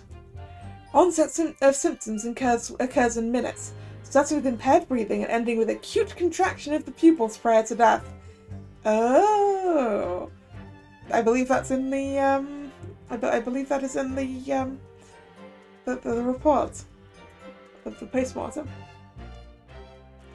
Such symptoms would be suggestive of this toxin. It's apparently an entirely new synthesis of alkaloids and rumoured to have been commissioned by the military. Who?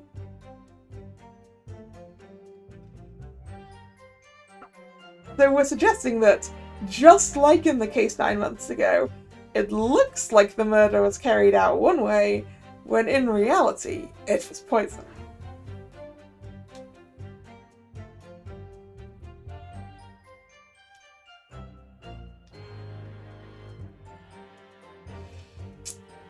I'm surprised that we don't have the knife in question to look at.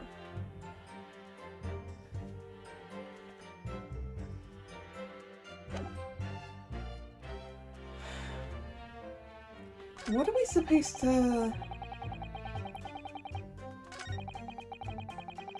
There's no good reason why the defendant would have tried to pull the knife from the victim. The young student had a motive.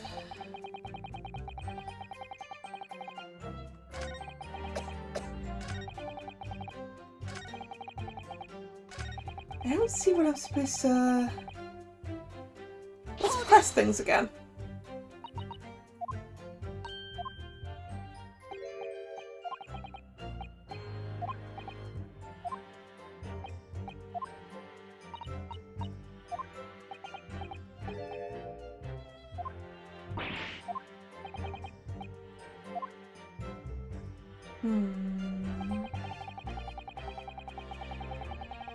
Hold it!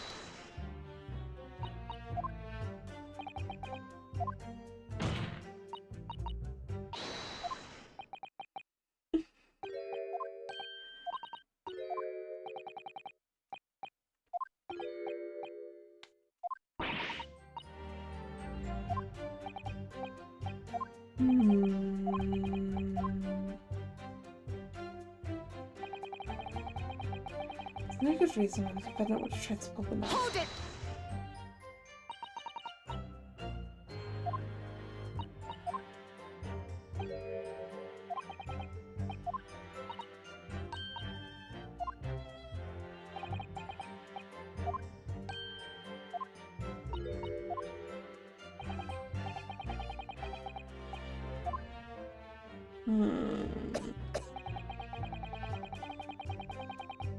Hold it!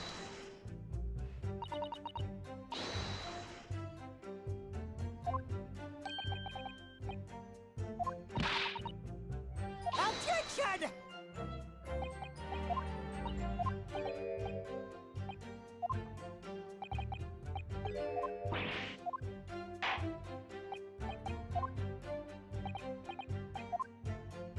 Mm-hmm. Hold it!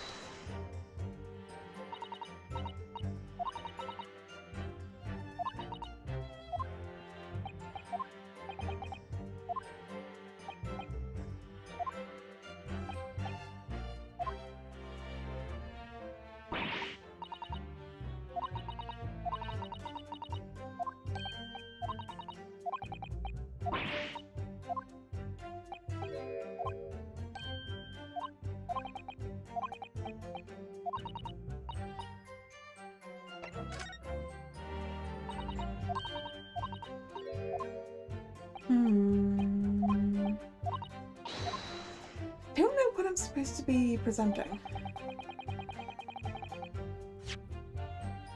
Right, so I've got the post-mortem report.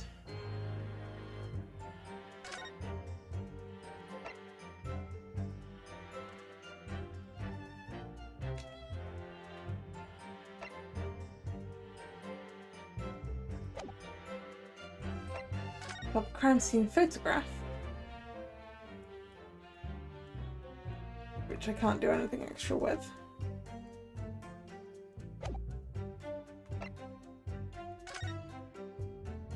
The article, which I've already got what I can from. The pen, there's a very small amount of liquid still inside it, and it has some kind of an emblem. And the poison article,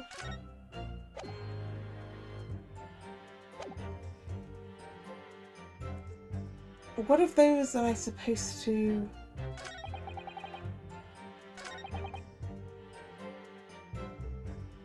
There's no good reason.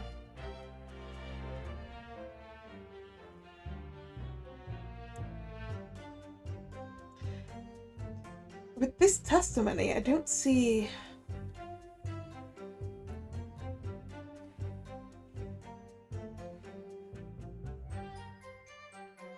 I'm gonna have to look up how to do this.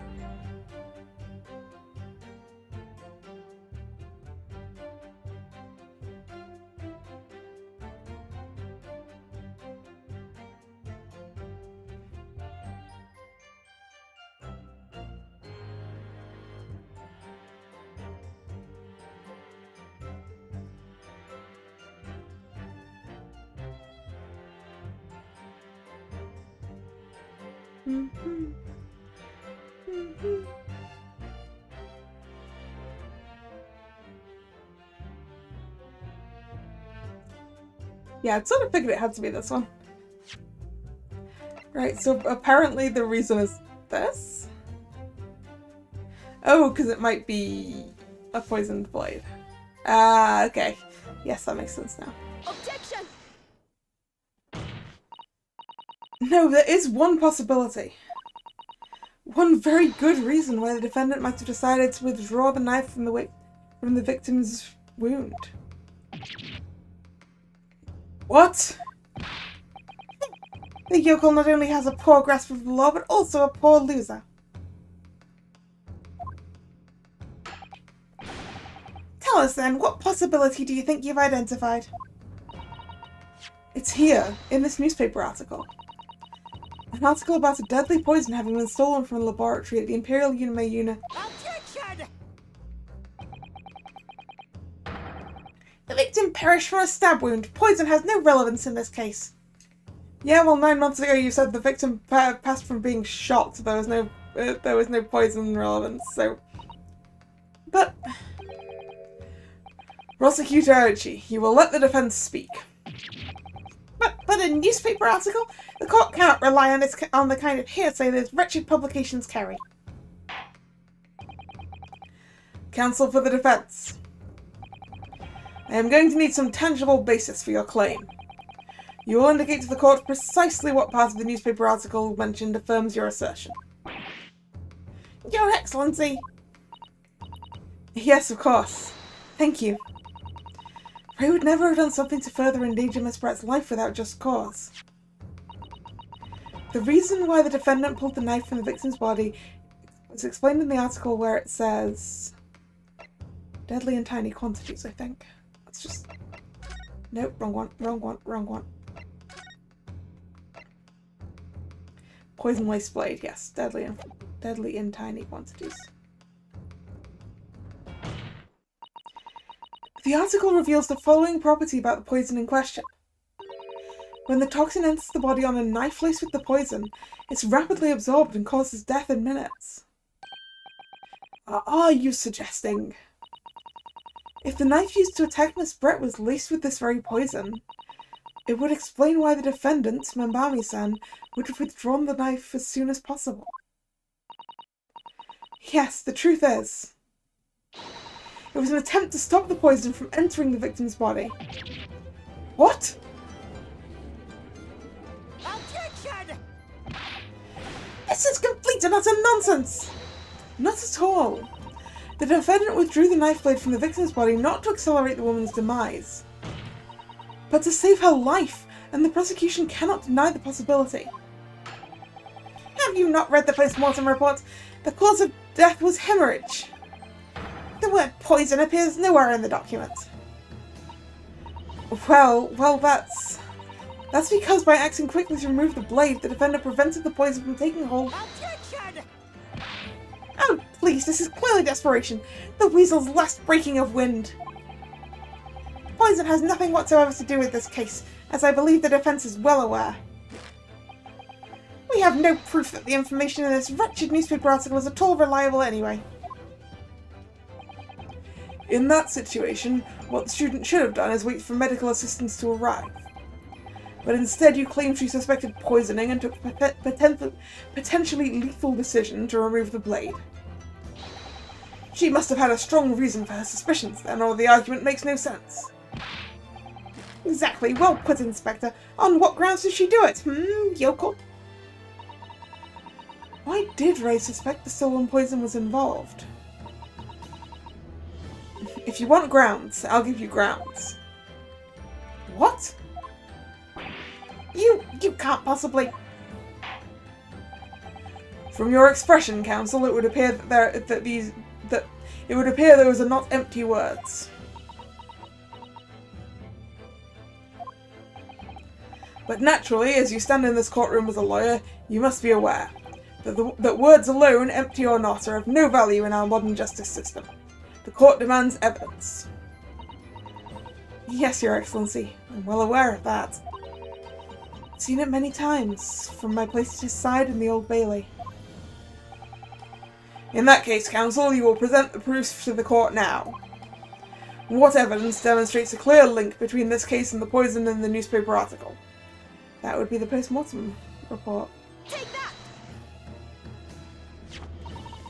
I would ask the court to refer to the notes section of the post-mortem report, which reads, extreme meiosis, pupil constriction, was observed in the victim.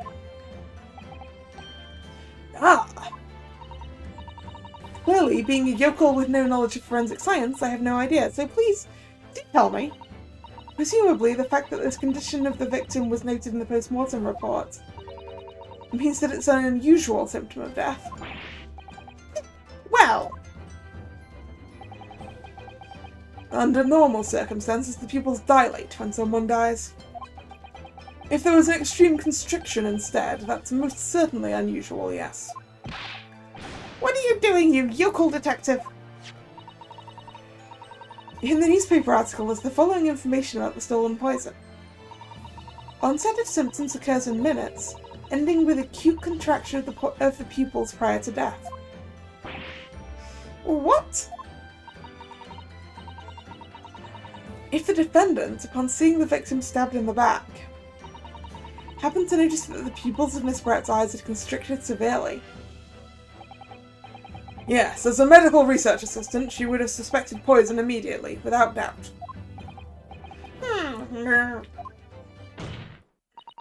Prosecutor Ouchi, I think you'll agree. This is very compelling evidence. You yokel student and yokel professor! Why are you calling everyone yokels?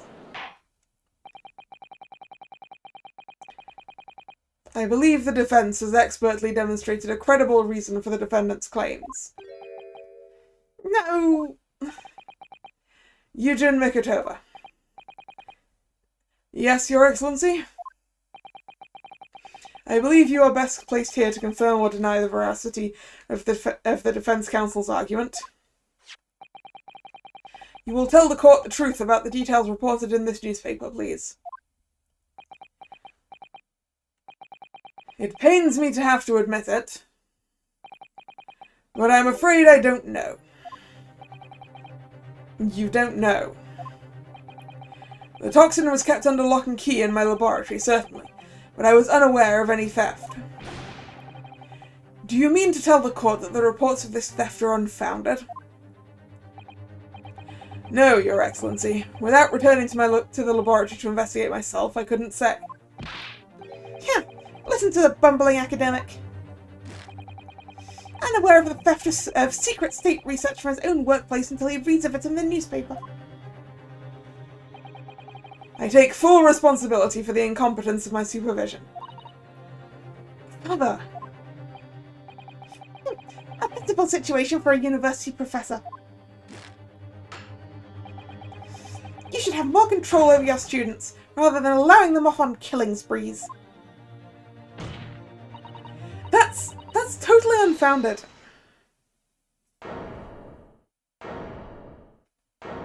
Right? Yeah. None of this is Professor Mikotoba's fault. It's all my fault. Ray. Mbami-san, you stand accused here. Outbursts like this will not be tolerated. But it was me. I was the one who noticed the poison we were developing had been stolen that day.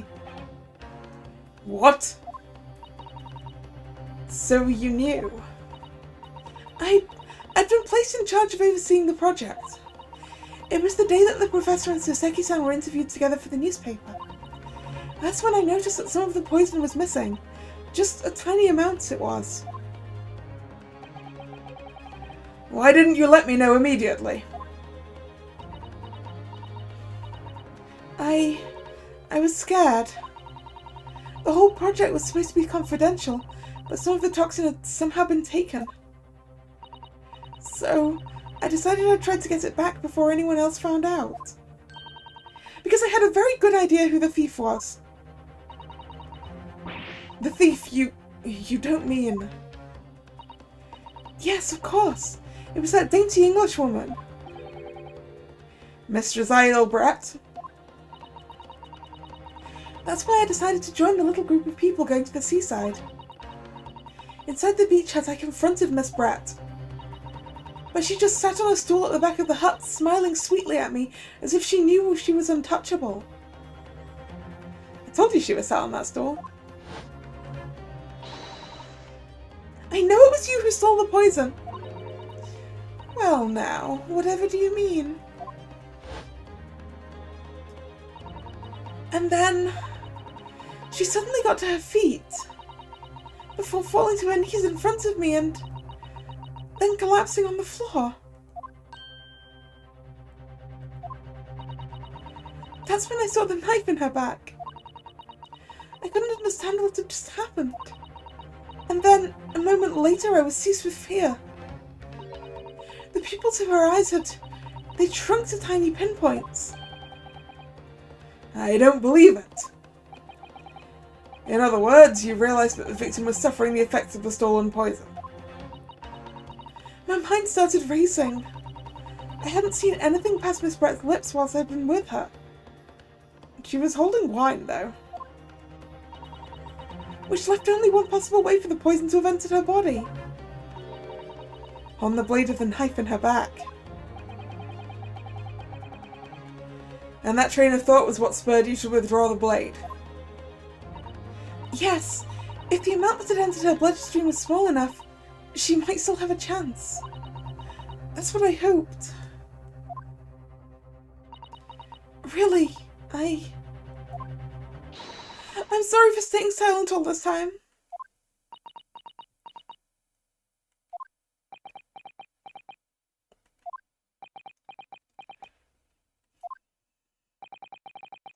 Your attempt to hide the truth of what happened is not something that can be overlooked. However, I have duly noted the courage with which you confessed in the end. Thank you, Your Excellency. It's barely perceptible, but I do think the balance has shifted a little here, in this courtroom now. Objection! Your Excellency, do not be deceived. The victim just collapsed before your eyes, you say? Well, Membami-san, if that's the case, perhaps you could explain how Miss Brett came to be stabbed. Through the wall. Well, you have no answer because the simple truth is that you stabbed the victim, motivated by revenge. Objection! But you have no conclusive evidence to prove that assertion, do you?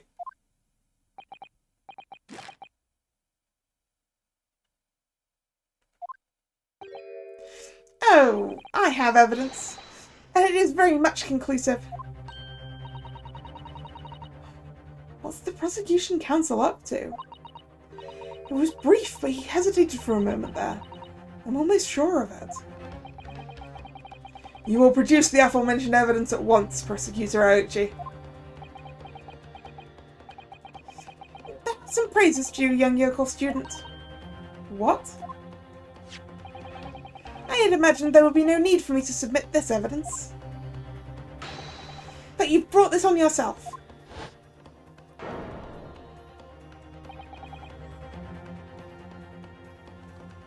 That could still be just a picture of her taking it out. What the?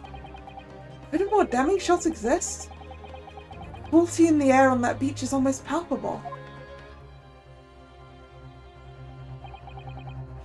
This evidence, more than any other, reveals the true extent of the accused's murderous nature. For it shows the precise moment that Membami-san plunged her dagger into the victim's back.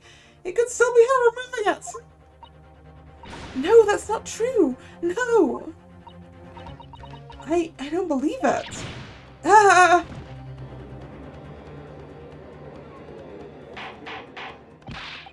Order, order, order. Counsel for the defense, was it you who was responsible for that shrill scream that just pierced my courtroom? Perhaps his voice is yet to break. These yokels are slow of mind and slow to mature. I'll show you who's slow to mature. Careful now, Susato is starting to show her face here. It's often said that a picture is worth 1,000 words, and here we have ample proof. The court will accept this extremely cogent photographic print as evidence. Incriminating photograph. A photographic print taken the moment the victim was stabbed. My friend Ray can be seen kneeling over Miss Brett. I can't believe he's had a photograph like that up his sleeve the entire time. It's such a stark image, I'm genuinely lost for words. How does that image exist, though? Wait a minute, I don't understand. How did you... I mean, who took that photograph? Ray. Objection! That's of no importance here. Stop trying to divert attention.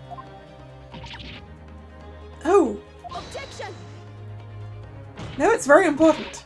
That's an absurd thing to say. It's crucially important. It means another person was there. Whoever took this photographic print was a witness to Miss Brett's death. The court must be allowed to hear this person's testimony.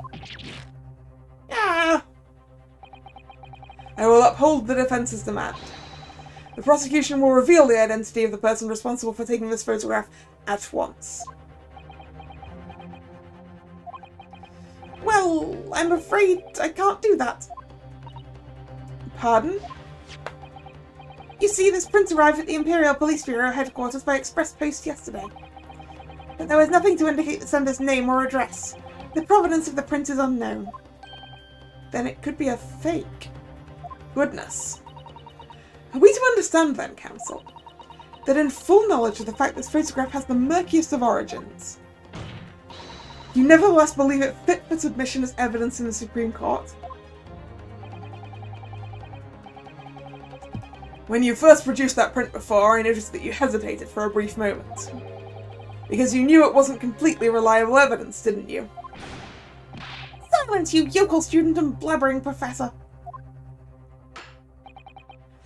What matters is the blatant truth that this print so eloquently expresses.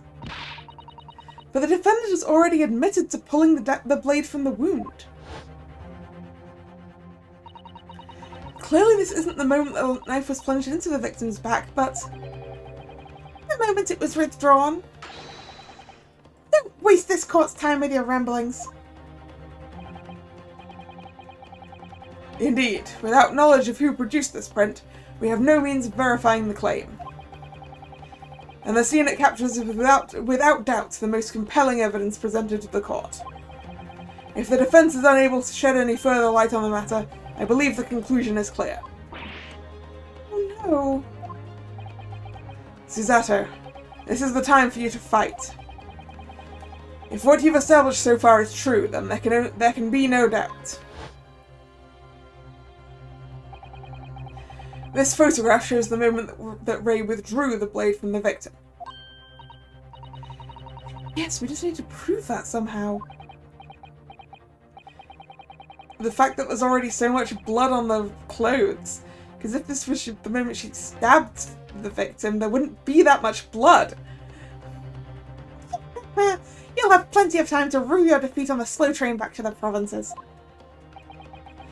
And to rue the day you came up against Takatsuchi Ouchi in a court of law. If I can't determine who took this photograph, then the trial is going to come to an end.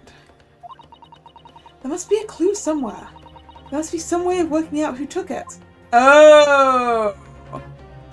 Wait. Haha! This crack! That I was like, why is that on the thing in the paper? I see. The reporter has a cracked camera lens.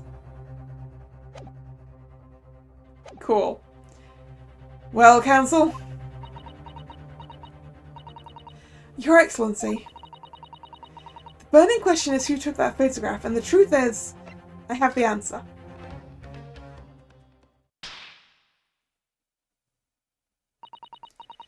This isn't about whether I can or can't come up with the answer now. I simply have to. The identity of the person who took this dramatic photographic print is, I assure you, something the defense can and will reveal. What? No! You can't possibly. But as you so boldly claim you can, please do enlighten us. Unfortunately, I'm unable to present a name. Oh, utterly underwhelming. Did you really believe you could? However, I am able to present evidence. The defense has a piece of evidence that reveals important details about the photographer's identity. What? Very well then, counsel. Present your proof to the court.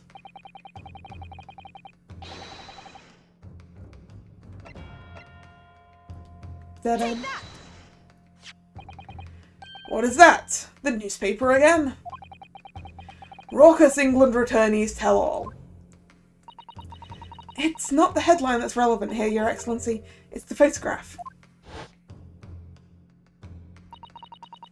If you look at it closely, you'll notice there are some white lines on the right-hand side. Ah, yes, indeed. They'd already caught my eye as it happened.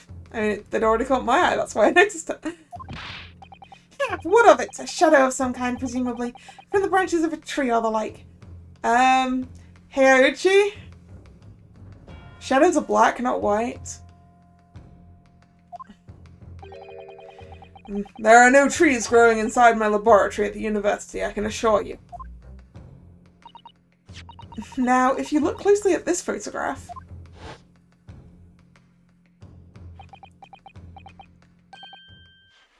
Good gracious. Yes, exactly the same pattern of lines is present on this photograph too. Objection! Well, that tells us nothing. It does. It tells us that the exact same camera was used. Yes, Yes, it's a shadow of some kind, definitely, from the branches of a tree. Shadows are dark. Actually, have you never paid attention to your own shadows? There wouldn't be any trees growing inside a hut at the beach, Council. Yeah. What's quite remarkable about it is that the two patterns are absolutely identical. How could such an extraordinary similarity have transpired?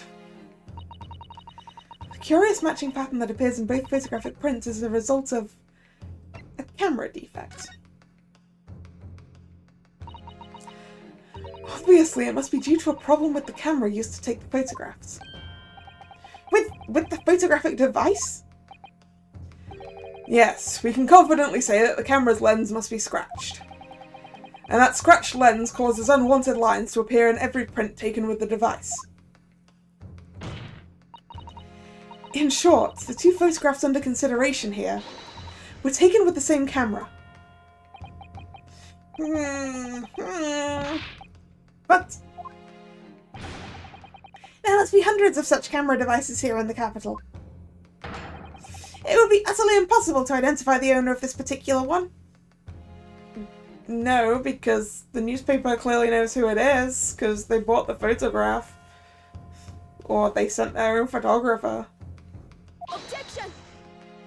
I think you're forgetting, Prosecutor Ouchi, that one of the photographs featured in a newspaper article.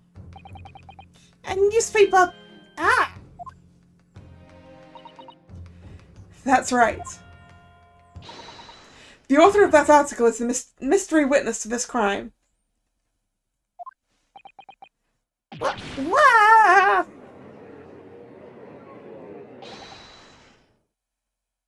What on earth was that word? I assume this is the reporter's... Oh no, it's a Seki. Sorry, what was that word?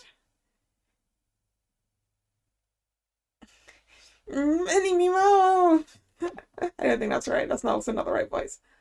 I see why you were called a raucous England returnee. What are you yelling about? You've already testified. It's Many Memo, I tell you! Many Memo! Many Memo! So Seki-san? What was that? Did you say Many Memo? Ever since I returned to Japan, a reporter from the Shoyu News has been hounding me, following my every move. A reporter by the name of Raiten Many Memo. Raiten Many Memo? Because he writes many memos, huh? Yes, hounding me from dawn till dusk. Hello Yuri, how are you? Ah, now that he mentions it. They secretly spy, snapshots, scribble stories, and step on my privacy. That guy at the back there. Could that same reporter be... A camera to the left of him, a notebook to the right! There I am, stuck in the middle with Raiten Many Momo. Clowns to the left of me, jokers to the right. Here I am, stuck in the middle with you. Why are we using song lyrics? You having a lazy Sunday? Lazy Sundays are good. I had a very lazy Saturday.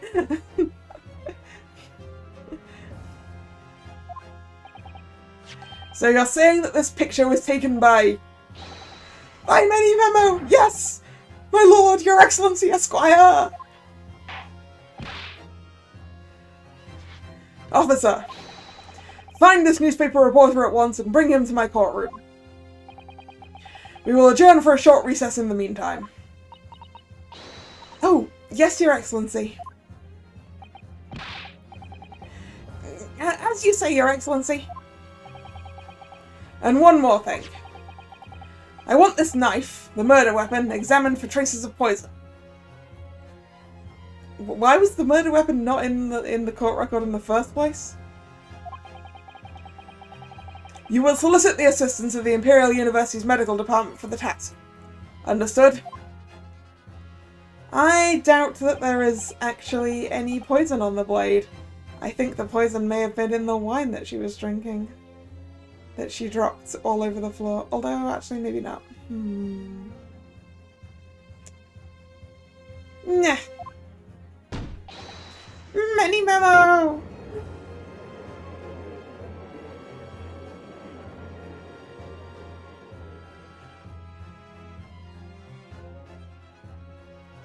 To be continued.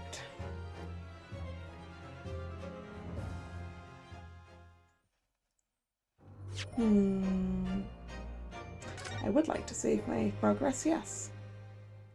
Doop. So we've got another part to this. So if the first part took us 2 hours and 20 minutes. Yeah, I think we can go on to the next parts, but first I'm going to take a quick break to get more water and such.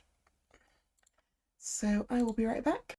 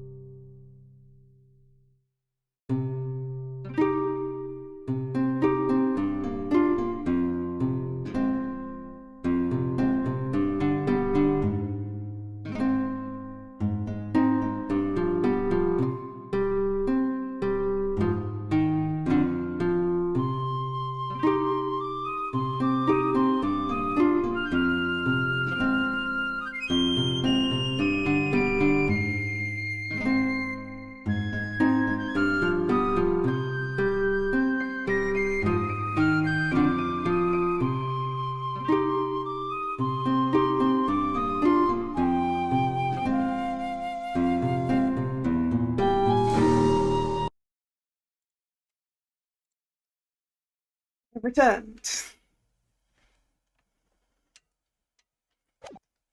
So let's move on into the second part of the trial. Well, first the recess. 13th of August, 10:41 AM. Supreme Court of Judicature. Defendants. Action 3. I am so sorry, Susato. I should have told you about the toxin. Ray.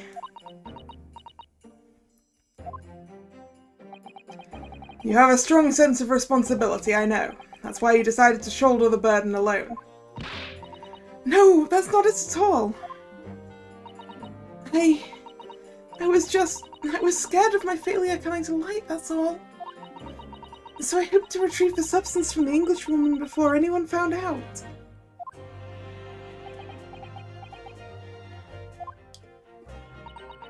Before the trial started, do you remember what you said, Susato? That you had no doubt in your mind about my innocence, that you'd stand by me to the last. I remember. And yet I didn't deserve your trust in me. I hid important details from you, Susato. I completely betrayed your faith in me. Hit me, Susato, I deserve it. No, in fact, throw me to the floor. No, that's too good for me as well. Drag me through the city streets. I'm no better, you know. Oh? Even though in my heart I knew that you'd pulled the knife blade from Miss Brett's back, there was just a brief moment when, in my mind, I doubted you. Susato! I'm sorry. After I stood here and promised you that I'd stand by you and always be on your side, I betrayed your faith in me too. And as such, I failed you as a lawyer. Oh, no. I think this situation has taught both of you a valuable lesson. Placing your unbridled faith in another is no easy task. Yes, Father. That fact has certainly struck home. Which is why I can see more clearly now. So, Ray. Yes? Can you find it in your heart to forgive me?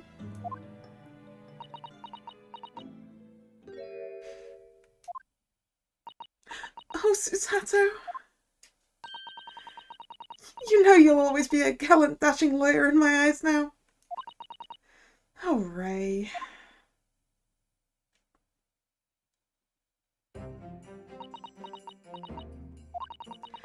I was so scared, you know, when it happened.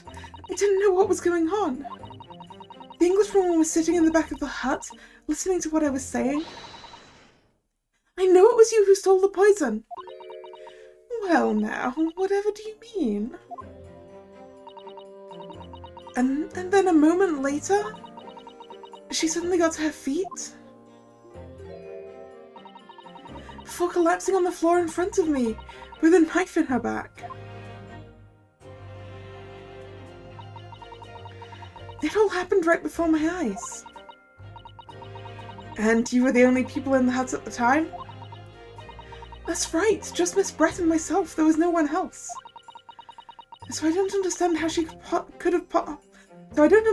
possibly could have been stabbed like that. I do! Look, there's a gap. Right behind the stool that you said she was sitting on. I mean, equally, there's clearly another gap that the photographer took a photo through. Which, you know, is a little bit sus. Given that this hut was a changing room.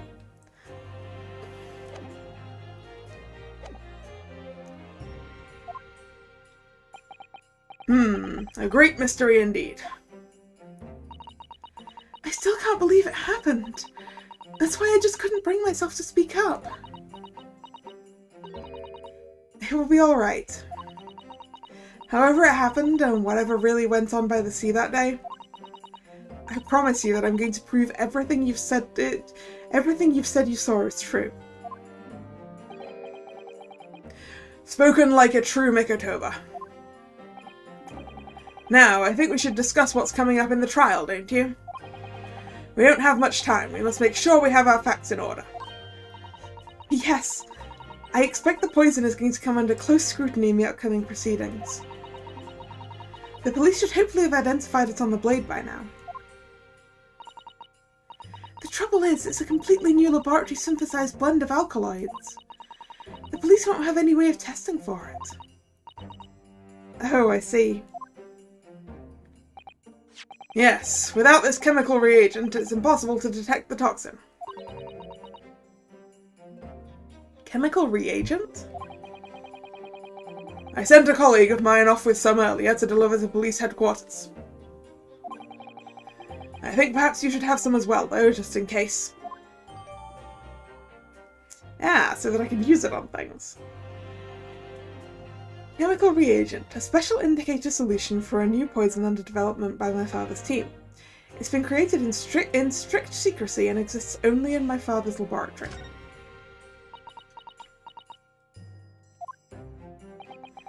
What's the matter, Sudato? You're suddenly very quiet. It's this newspaper article. Exclusive, deadly poison stolen from Yume Medical Research Laboratory. I'm wondering how the information got out, given it was a government secret. It was all the Englishwoman's doing. What? It was when the professor and Soseki-san were being interviewed at the laboratory. That so-called English lady swaned in and without any compunction said to Professor Mikitoba, "Oh, Professor, surely your guest would love to hear about your work on that substance there." It put me in a very awkward position, to be frank.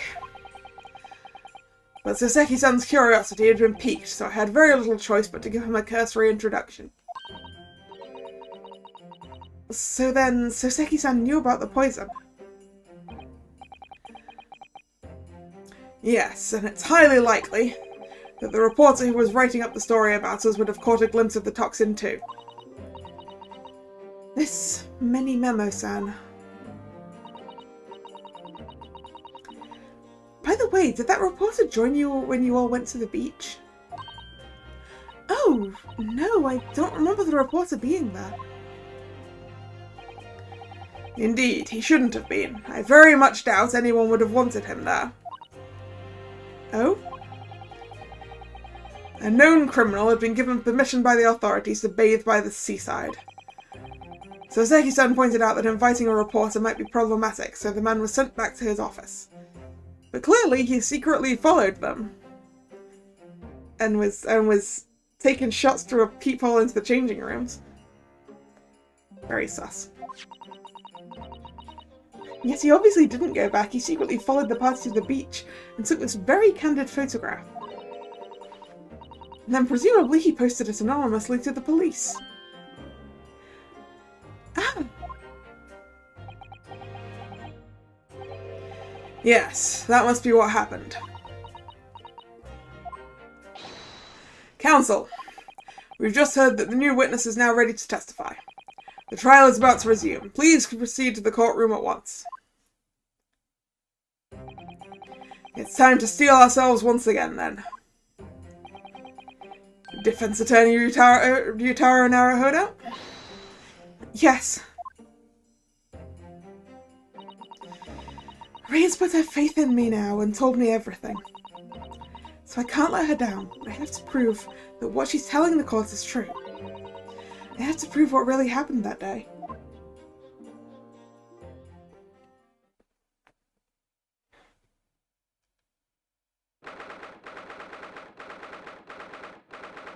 "13th of August, 11:30 AM, Supreme Court of Judicature, Courtroom 1.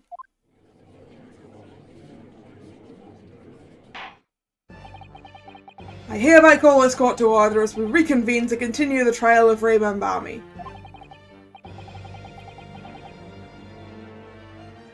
Ah, the pun on her name is Remember Me, I guess.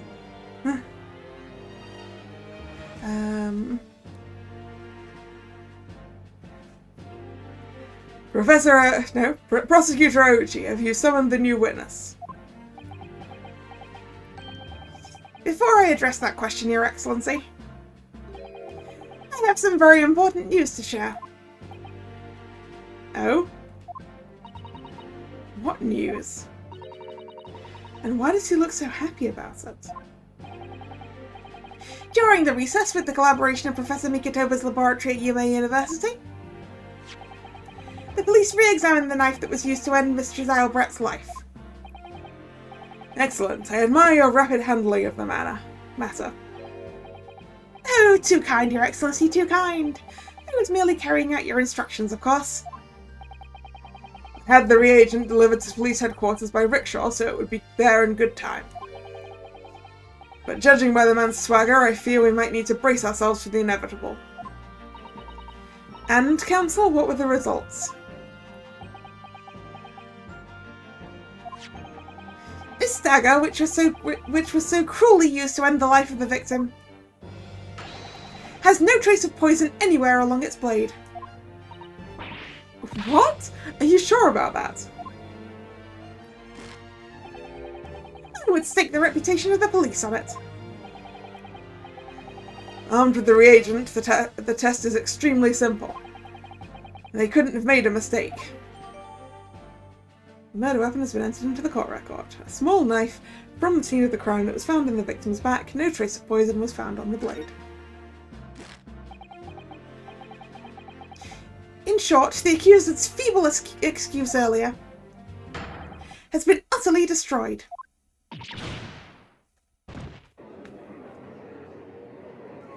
So, the poison was in the pen, like I thought.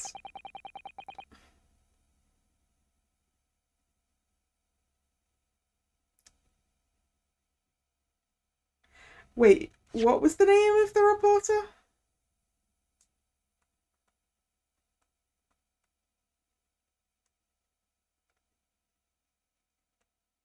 Oh, I can't go back.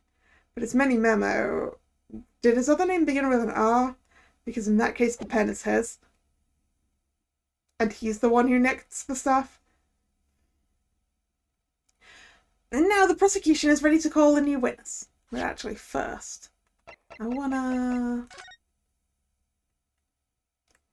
have a look at my new stuff. So this is my chemical reagent. The label appears to be written in a foreign language that I don't know. It's German, so your knowledge of English is going to be of little help here, I'm afraid. Couldn't you just have written medicine on it in Japanese? Then we'd all be able to read it. German is the international language of medicine, my dear. But yes, I can certainly see the merit in labelling the bottle in Japanese. Though I'm not sure medicine would be entirely appropriate.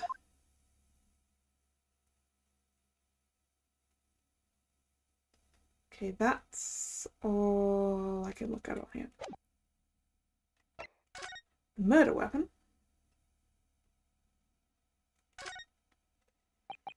Ah, yes, this must be the victim's blood. Oh dear, blood is never a pretty sight, is it? I'm having to fight the urge to run it under a hot tap and get it clean. You've always been fastidious about cleanliness, haven't you? I think this is something else, Father.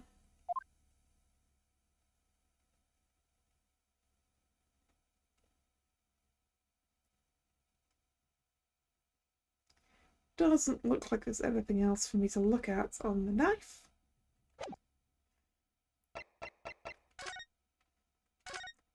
I want to undo this. I really want to put the reagent here, but I guess it's not time to do that yet.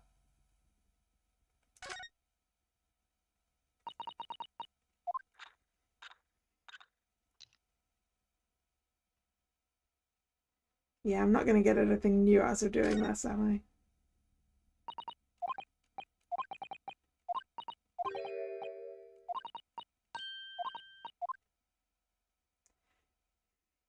I want to use the reagent on the pen.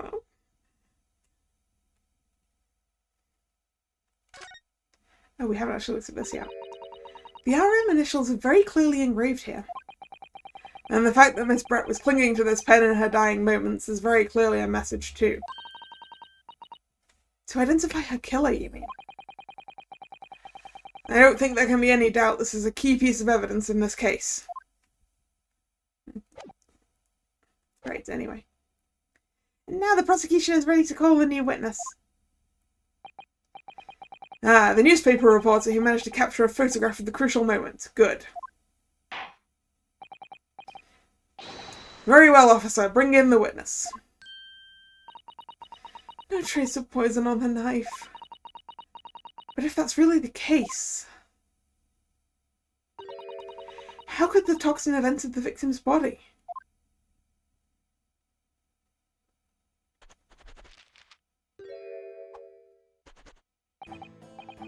Oh boy. I just saw him doing something that's very bad for him. Witness, please state your name and occupation for the court.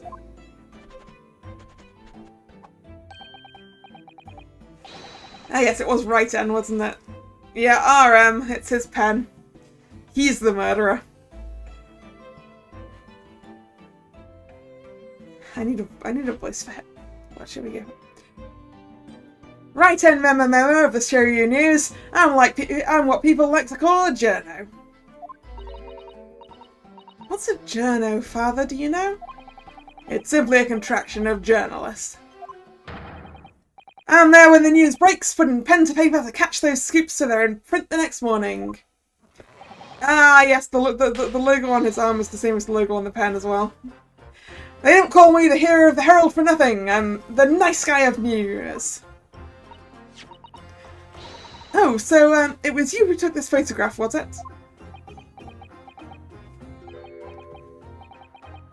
Well, what have we here? I'm sorry? Oh, brace yourselves, people! Many memo sensors are scoop in the offing. Female student up to foul play defended by curiously handsome young lawyer in Supreme Court. I know, isn't she? See, that is really handsome dressed up as a boy. The readers will lap this up. We'll set it above the fold at 72 point and 5-leg format for the morning edition. Huh? You really shouldn't be licking your pencil. I don't remember if pencil lead was ever actually lead, but if it ever was, that's really bad. Right then, let's start with your name. Oh, it's Ryutaro Naruhodo. Next, what made you wish to want to become a lawyer? I wanted to reform our country's legal system, I suppose. Ryutaro has suddenly become very ambitious, I see. I just borrowed Kazuma-sama's dream for a while. By the way, my name is Takatsuchi Auchi. That's Takatsuchi Auchi. The so-called dark horse of the Supreme Court. My objections strike fear into every defense lawyer's heart. No, the readers won't buy that. What? The readers don't want a story about the old guy on the other side of the courtroom. They want a story on the very pretty one. Witness. Yes? What this court demands to know is whether or not you were responsible for the taking of this picture. It was delivered anonymously to the Imperial Police Bureau only yesterday. Yeah, I wouldn't be a journal if I didn't click quick when presented with a scoop like that now, would I? Sometimes stories call out to me, sometimes I have to chase them down, but either way you gotta be fast. Fast likes to run with and a fast hand to write with. It's no good if you don't note it down, I always say. That's what I call my many-memoism. Many-memoism? Ah, yes, I remember your face. We met that day when you were interviewing myself and Soseki-san. Yes, right. That was me, Many-Memo again. But you were supposed to be going back to show you news officers after our meeting. But the scoop is I didn't. Because that Englishwoman's words have piqued my journalistic interest. Miss Brett's words? A criminal left to do as she pleases just because she happens to be a British citizen? It's horse dung! This country's judiciary is rotten to the core. I know. But that doesn't mean you should kill her. The Supreme Court's rulings aren't worth the paper they're written on. The police are just imperial pawns. It's Stay your tongue, young man. There are complex political issues at play. Well, anyway, I quickly jotted down these words she said in my memo pad. Are you ready? I'll read it out. It's all here. Right, here goes. I should like to go with everyone to see your country's coast. A serious criminal going on some junket. The people need to know about this. That's why I decided to sneak after them. To get the woman's story so I could hammer her in the press. Do you mean to say you did indeed witness it firsthand? The grim scene portrayed in this photograph? Oh yes, I saw it with my very own journal eyes. From start to finish through the viewfinder of my trusty camera. Thank you, Memo-san. You will now give a formal testimony before the court. You will state exactly what it is that you witnessed of the events surrounding Miss Brett's death.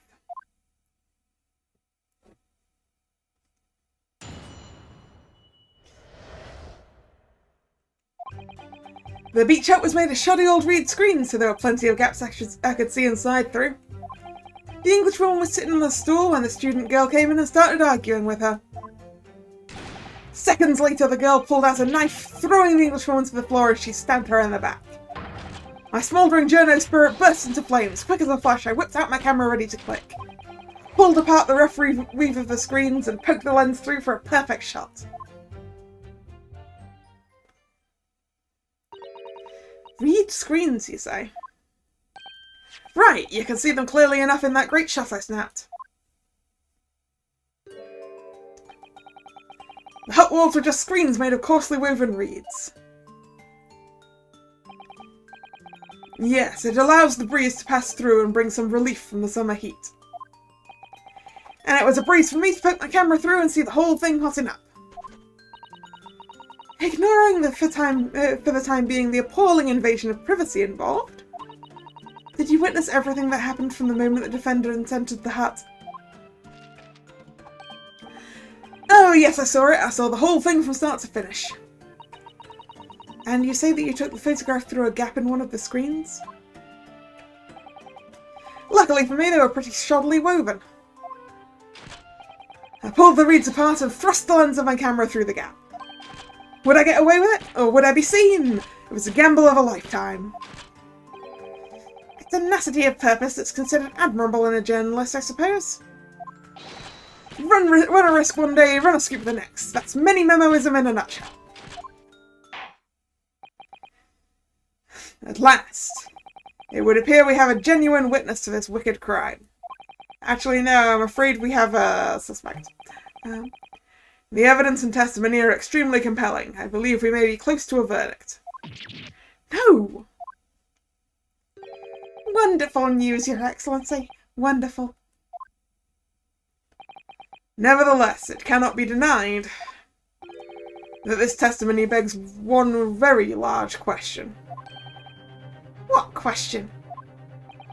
Exclusive news, a startling photograph, all the makings of an exceptional story for the reporter, and yet he didn't run it in the paper. Why then was the story never published? Oh, that's right.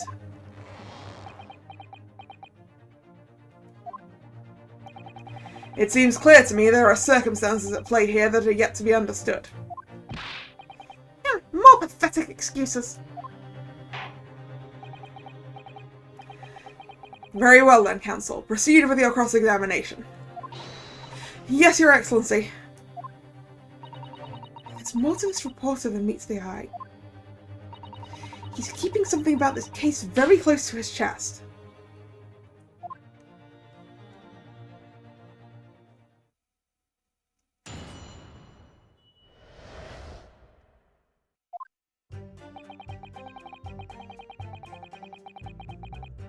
Press all the things time.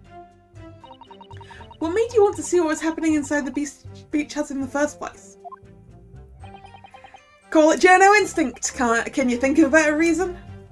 I really shouldn't be making this guy sound like he's from London, because he's not. Oh, I don't know.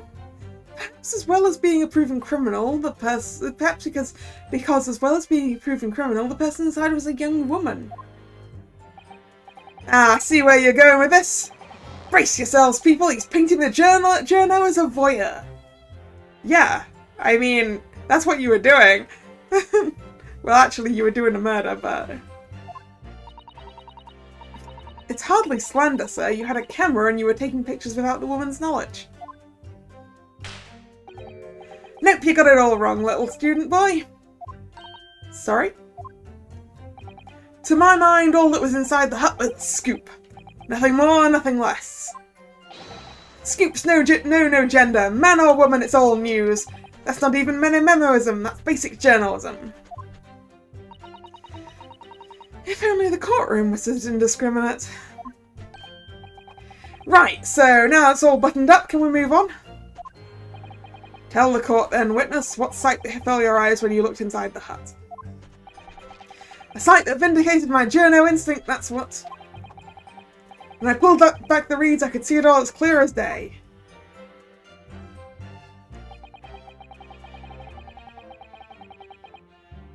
Hold it!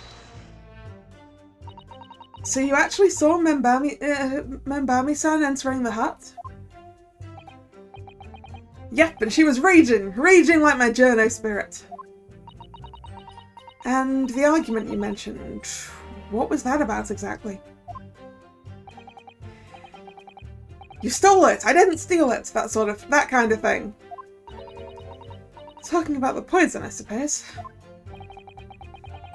The student girl walked right up to the English woman and really started laying into her. I mean, if she'd laid into her anymore, there would have been eggs.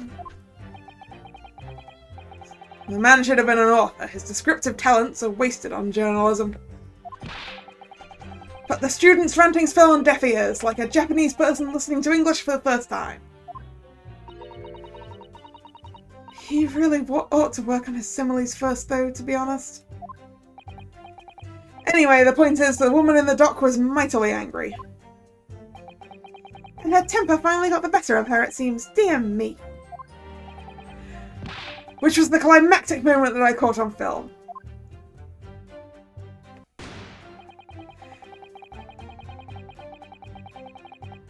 Hold it! Do you swear before this court that you actually saw the precise moment when the stabbing took place? Ha! The precise moment? I didn't just see that. I saw the whole hellish scene play out, from start to finish.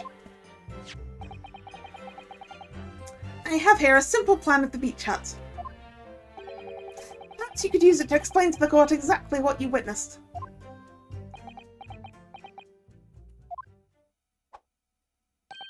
Right you are! It's all here in my memo pad. When I first peered into the hut, I'm sure that the Englishwoman was on this stool at the back of the hut here. Yes, the accused's own testimony confirmed that. She just sat at the back of the hut smiling sweetly, is what I have noted down.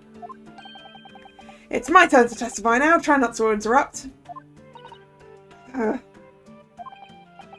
the next moment, as I was watching, the evil student girl entered the hut. What are we calling evil here? After a while, the pair of them ended up in the middle of the hut, arguing furiously. The Englishwoman went for the student, but the girl dodged out of the way. And in a flash, plunged the knife into her adversary's back as the two passed each other.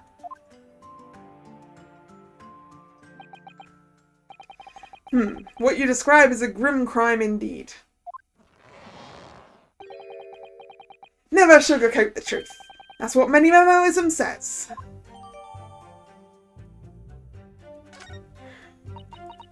By the way, Memo-san, whilst you were watching that terrible scene unfold before your eyes through a gap in the screen, did it not occur to you to try to prevent the tragedy rather than capture it on film? No, because he's a journalist. Journos have to be observers. We can't get involved. That's our raison d'etre. So you didn't converse with Miss Brett at all? Obviously not. An observer always remains on the outside looking in. That's something to be proud of, is it? Your Excellency, if I may. Yes, Professor? I think the witness's last expertly phrased statement should perhaps be added to his formal testimony. Father, what are you... I will grant the defense's request. Many Memo-san, you will supplement your formal testimony with the aforementioned statement. Well, nihilism is the foundation of many Memoism, but I will gladly prove my words aren't meaningless.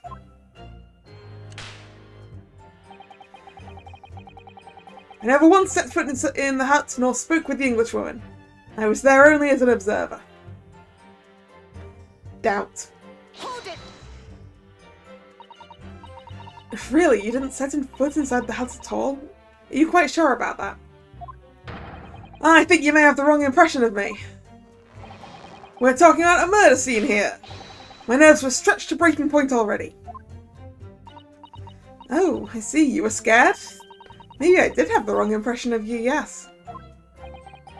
It was all I could do to stifle a scream and hold my hands steady enough to snap the shot. You really should have summoned help before thinking of your camera. Many Memoism and humanism don't always agree.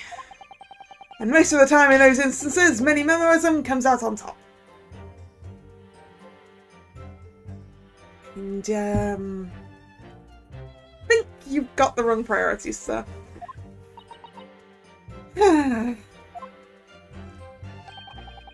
As a sculptor of stories, sometimes I have to be cruel for my art. Yes, that's spot on. Surely he's making all this up. He claims to have spied the whole affair from start to finish. If true, his testimony is devastating. But it does seem as though he's holding something back, doesn't it? Sorry, I was on the wrong one, wasn't I? But it does seem like he's holding something back, doesn't it?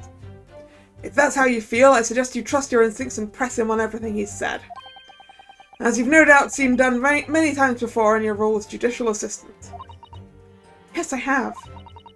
I've seen witnesses like this pressed often. I know exactly what to do. So I think whatever we need to present to is the additional bit that we got earlier, which is the last bit. I never once set foot in the hut or spoke with the Englishwoman.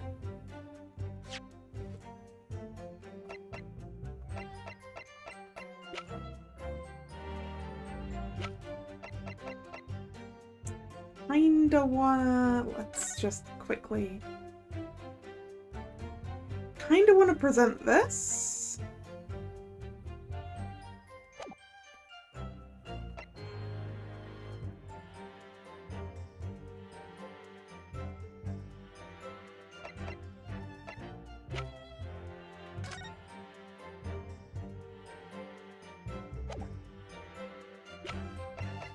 Yeah, I want to present the fountain pen because it's clearly his, and it was inside the hut. Objection! Many Memo-san, until now I've had a firm belief that newspapers are in the business of uncovering and publishing the truth. You're spot on there. The press doesn't lie, which is why I'm proud to wear the emblem of the Shoyu News on my arm. In a way, that's more Many Memoism. Sadly, though, it seems the journalists who write for those papers don't always share the same passion for the truth. What are you suggesting with these recriminatory words, Counsel? Many Memo-san, do you recognize this fountain pen? Ah! He's sweating now. This pen was found at the scene of Miss Brett's death. In fact, the murdered victim was gripping it in her hand as she died. What are you... If you look at the barrel of the pen, you'll notice that its owner's initials are engraved there. RM. Yes, thank you for bringing that up, Counsel. The initials of the accused, Rayman Barmy. Is it a coincidence, I wonder, that your initials are also RM? No! Right-hand Memi Memo. RM. That's horse dung! Can't you see one of the central tenets of many memoism is being a pencil user? And yet, as the court will clearly be able to see, on your right hand, there's a very obvious blue ink stain. It would appear you must have rather carelessly left it somewhere recently. And also that he doesn't wash his hands often enough. Oh, well enough. Your favourite fountain pen, that is. Horsey horse dung! Penny Memo-san, is it not the case that before she died, you met with Josiah Brett in that beach hut? Objection! Why should we listen to this absurd nonsense? It's nothing but another excuse. Exactly! Show you news will stand behind me all the way I deny everything. There must be as many people with the initials RM as there are stars in the night sky. The defense has neither the time nor the inclination to count every star in the sky. And there's no need anyway, because this pen has more to tell. Yes, there is another clue. A clue that undeniably proves who its owner really is. In that case, counsel, the defense will now show the court where this alleged clue lies. Of course, Your Excellency. The clue on this fountain pen that clearly reveals its owner's identity is... Doo-doo-doo. Nope, wrong way. Doo-doo-doo. Doo-doo. Got it! As well as the initials, there's also an emblem on this fountain pen. An emblem that you will of course recognize, Mini Memo-san. Goodness me, it's the emblem of the Shoyu News. In other words, the owner of this pen is an employee of the Shoyu News, whose initials are RM. Certainly the stars in the night sky don't seem quite so numerous, do they? Well, Mini Memo-san, how do you respond? No!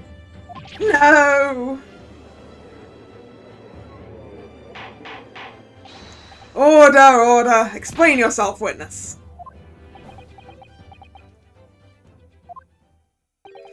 Ha ha ha! So, this is how the Mighty Supreme Court works, is it? Using coercive tactics to have well-meaning citizens reveal harmless secrets. I've used nothing but honest tactics. Oh, right then, fine. I won't try to hide it anymore. Yes, not long before that grim tragedy unfolded, I, a Shoyu News reporter on behalf of the public, conducted an interview with the Englishwoman. An interview? You never mentioned this before? When exactly was this? As I said, it was before that evil little student girl showed her face in the hut.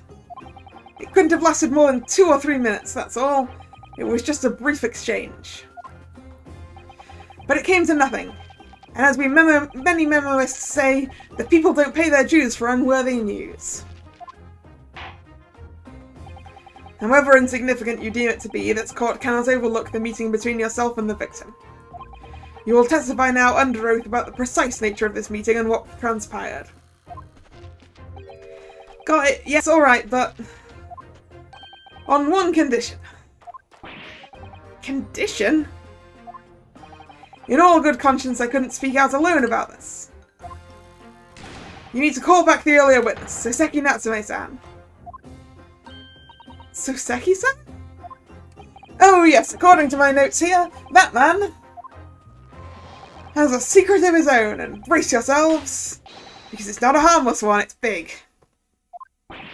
What? What?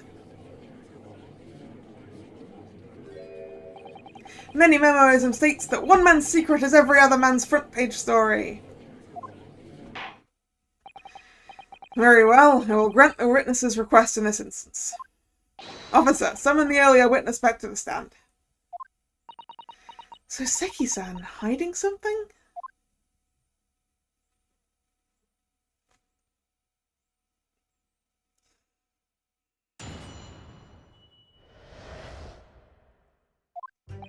I asked the Englishwoman for an interview, but she declined, so I left the hut without making a fuss.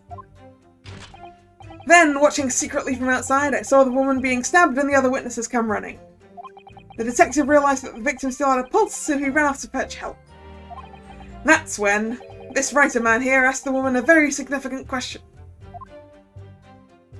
But he didn't say anything about that in his testimony, which is why many memoism demands I reveal it now.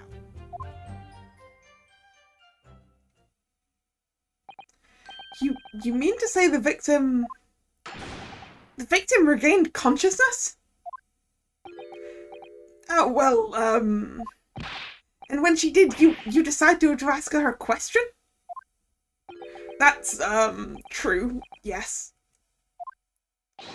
He did, and that's not all. The woman gave him a very definite answer. An answer that incriminates the accused.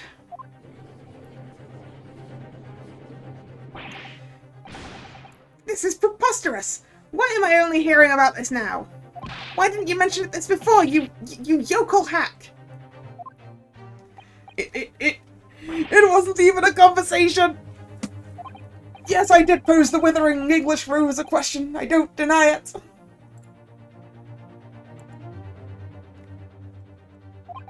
But she could no longer speak. She was barely conscious, even.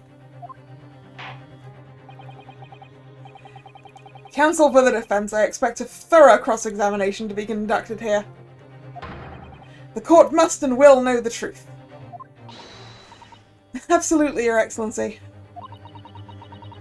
Reporter is claiming that Miss Brett implicated Ray somehow. What on earth could have happened in that hut?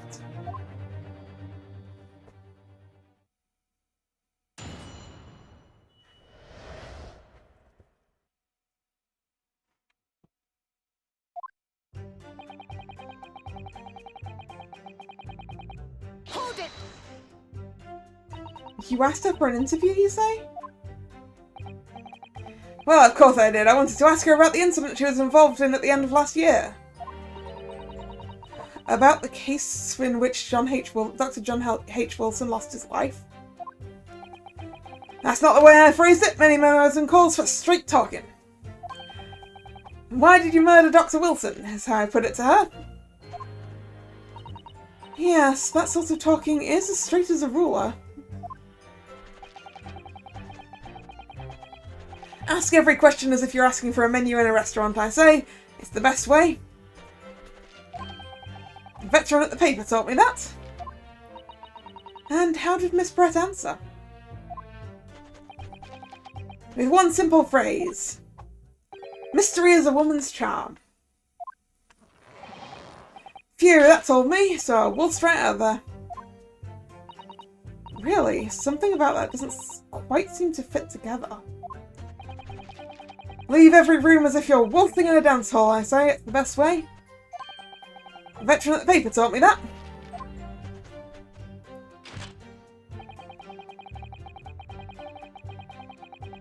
Hold it! That was very persistent of you, considering that Miss Brett had just turned you away. Persistence wins the prize. Many memoists will tell you that. Let them think you've left, and just when they lower their guard, that's when you swoop in for the scoop. And the fruits of your labour are all too apparent in this telling photograph. Although I'm sure the young yokel student would rather not be reminded of this damning evidence. Actually, it's thanks to that photograph that we managed to identify this witness. And now you found me, I'll tell you whatever you want to know. I've got nothing to hide. I'm sure. Please do go ahead, witness. The court is eager to hear what you have to say. Try to stop me. There's a story to tell here, and I'm going to tell it.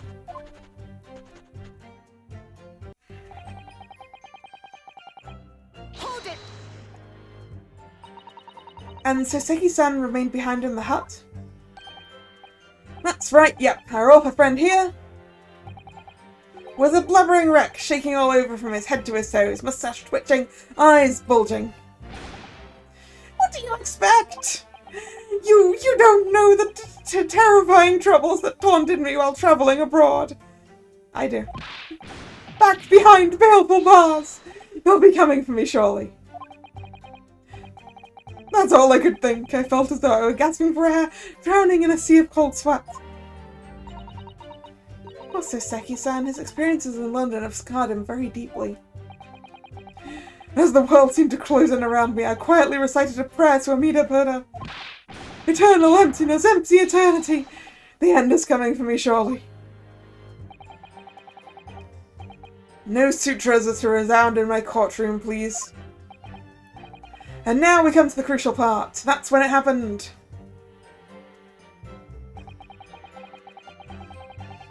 Hold it! What question? What exactly did he say? Well, now, you should hear that from the horse's mouth, I think.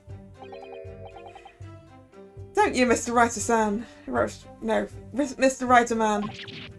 Yeah! Out with it, you yokel hack! What did you say to her? What did you say to the dying Englishwoman?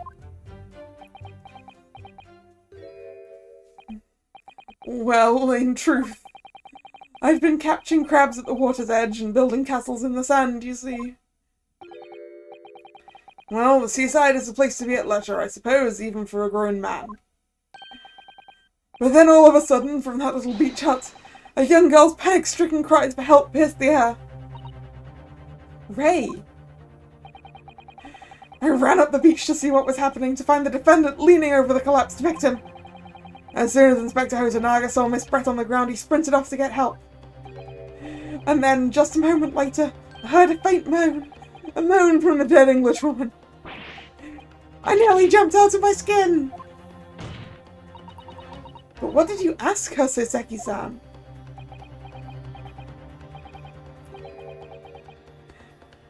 I asked her, who did this to you? Don't protract this any longer. How did the woman respond? She didn't. She said nothing in response. But...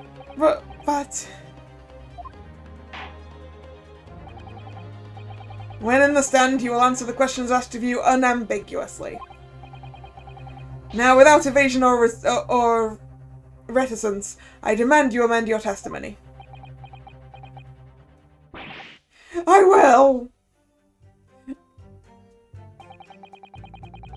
I asked her who did this to you, but she never replied. So you tried to find out who the culprit was? He who asks a question is a fool for a minute. He who does not remains a fool forever. And having been labelled a criminal twice during my time in Great Britain, I was quick to make up my mind. Better to be a fool for a minute than remain a fool in prison forever. Welcome back, Nick. However, you've indicated the victim failed to respond, is that correct? I know why. I know why the Englishwoman said nothing. She was ignoring me because of my stupid mustache, because I'm Japanese. Oh dear, Soseki-san has really developed a dislike for the English, it seems. Having read the reports on his time in Great Britain, I can't say I'm surprised at his xenophobia.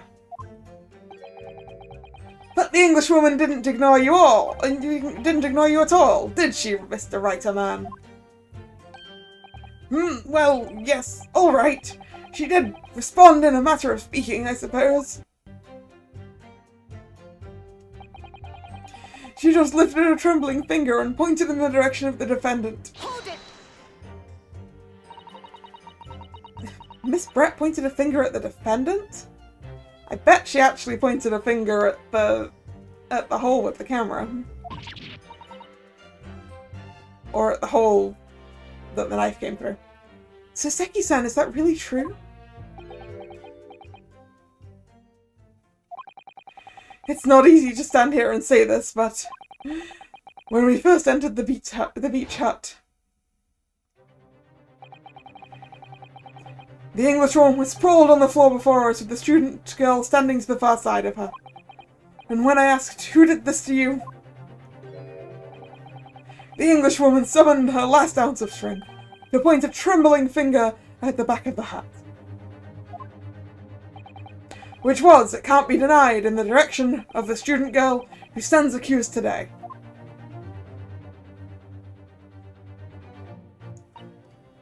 Who? So Seki-san, why on earth did you neglect to mention that in your original testimony? But, fiddlesticks, I say! This is not a British court of law. You will respond in Japanese.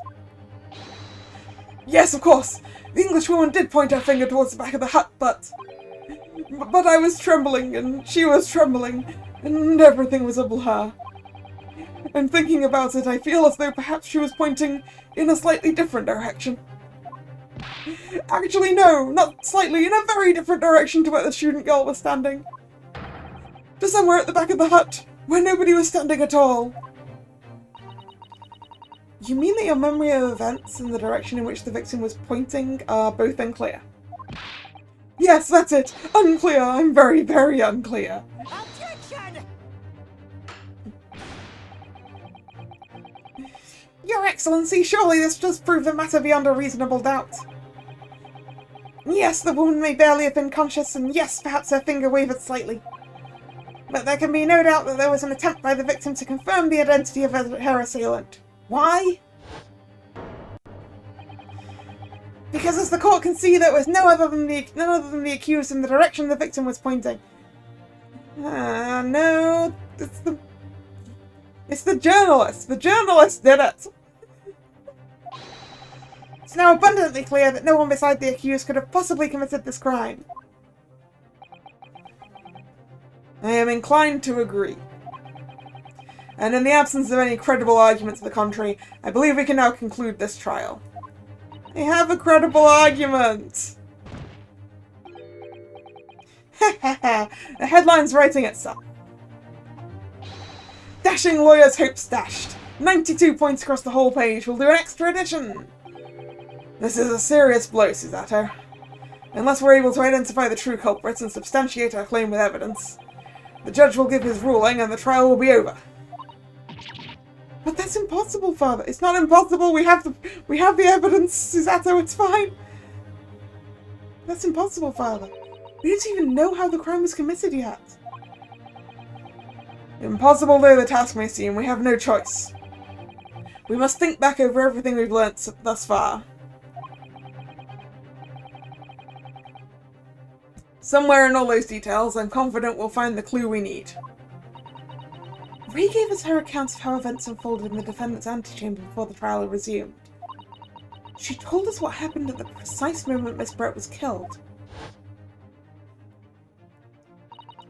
The Englishwoman was sitting at the back of the hut, listening to what I was saying. And then a moment later, she suddenly got to her feet, before collapsing on the floor in front of me, with the knife in her back. I still think my hunch was correct about stabbing through the gap in the tent. The pen that we have belongs to that reporter. I think that there was poison in that pen. So I think he may have poisoned her when he stepped in to interview her, using the pen. And then stabbed her from behind the hut afterwards to frame our friend. How could Miss Brett have been stabbed in the back in a beach hut that was empty but for herself and Ray? Somewhere amid all the information we've gathered so far, there must be an answer to that question. Yeah, the fact that the hut was made of reed screens that are really easy to separate. I take it then that the defense has nothing further to add? So, the gallant yokel student's luck finally runs out. I can't say I'm surprised. In that case, I am ready to deliver my final verdict on this matter. This is a crucial turning point now. I can't establish what really happened. If I can't establish what really happened, it's over. Where was the real culprit hiding? And how did he or she stab the victim? I know! How? Objection!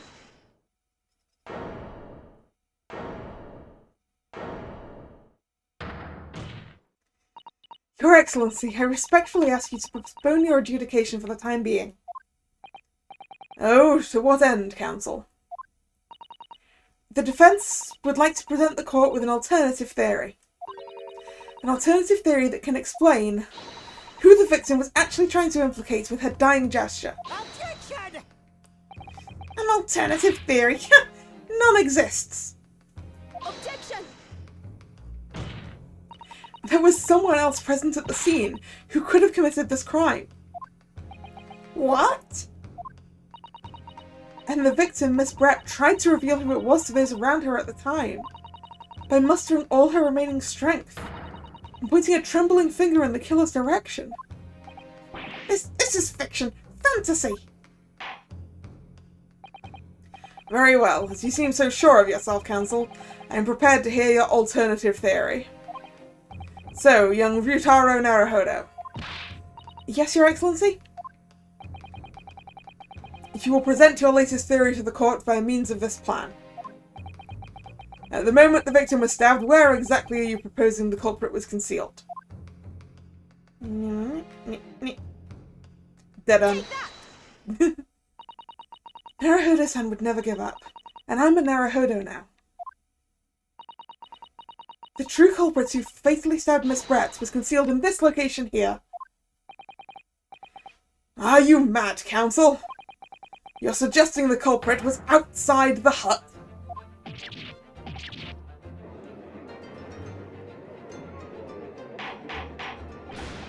Order, order, order! A student lawyer Naruhodo-san Esquire, that makes no sense at all! You've just pointed out the exact spot where I was hiding to get my scoop snap! Oh! Really now?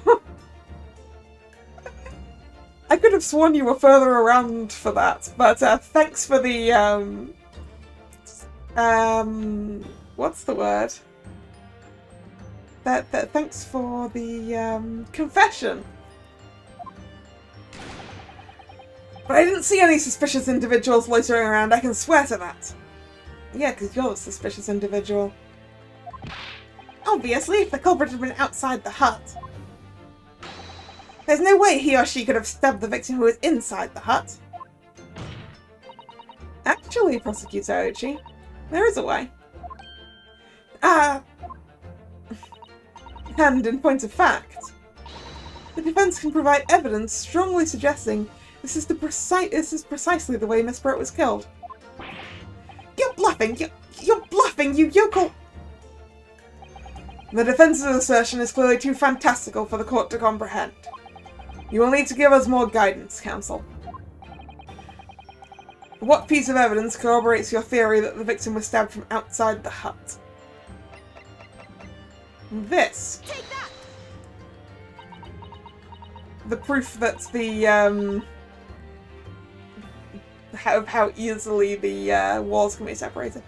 Well, I've presented it now. But I haven't the first idea why I chose this piece of evidence. Counsel, you're suggesting that this piece of evidence bears out your theory as to how the victim was stabbed. It's something of a windfall, Your Excellency. I think the word you were looking for, Counsel, was downfall. Wait, no? If your theory is correct and the knife was thrust into Miss Brett's back from outside the hut, there should be a visible trace. Oh, we need the other camera. The other picture. A trace, yes, on the hut itself. Oh, that idea. I must look through the court record again. Yeah, sorry. The thing I first pointed out. The very first thing I pointed out. Your Excellency, the defense would like to present a different piece of evidence. Go ahead. Right, sorry, this one. Take that! I just wanted to indicate how easy it was to go through, but never mind. The original photographic print of the crime scene? Yes, it's clearly visible in this print. The trace of the fatal thrust that was delivered from outside the beach hut. Objection! The You take us for fools! There's no hint of any such thing. There is. The thing I literally spotted the moment I was presented with this photograph, sir. I'm not sure that everyone present would agree. Someone, at least, appears to have noticed what it was that I'm referring to. Counsel, once again I must call on you to be explicit for the court. Where on this photograph is the trace of the stabbing which you claim took place from outside the hut? Yeah. Take that! Look closely just here. In the screen at the back of the hut, you can see the effects of a blade having been forced through the reeds. No, I can't. I can't see any such thing. I'll get better glasses. Yes, it's like you're looking like he's having a nervous breakdown as always. It's true that the hut in question had 4 walls as you'd expect. However, by parting the reeds, a knife blade could easily penetrate them. This is extraordinary! Yes. The true culprit actually stabbed the victim from outside the beach hut. And of everyone present at the scene, there's only one person who could have done that. Only one person who was directly outside the hut when Miss Brett was killed. Right and many Memo-san, it could only have been you. No! Objection! This preposterous idea leaves me almost speechless. Just look at the photograph again. The victim lies almost in the centre of the beach hut, does she not? Are we to assume, as part of this farcical scenario, that the assailant was a knife thrower? We were literally told she was sat there.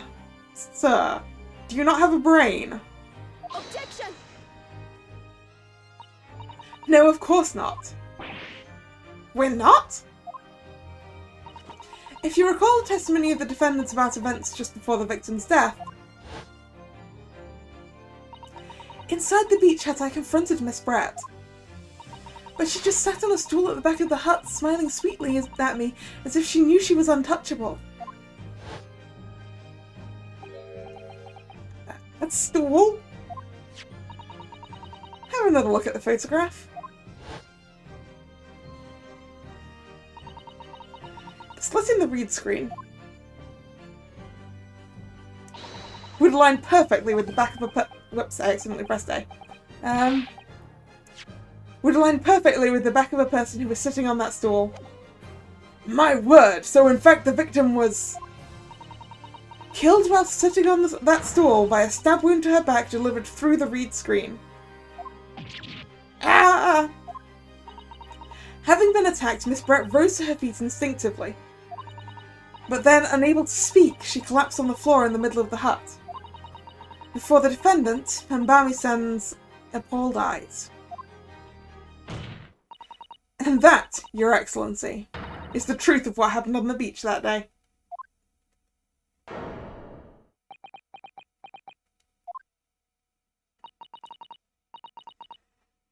By your silence, Memo-san, I take it that you don't deny the charge.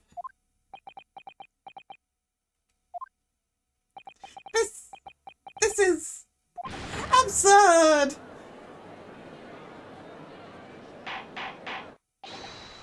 That will do. It would appear that we have a tacit admission of guilt from the witness.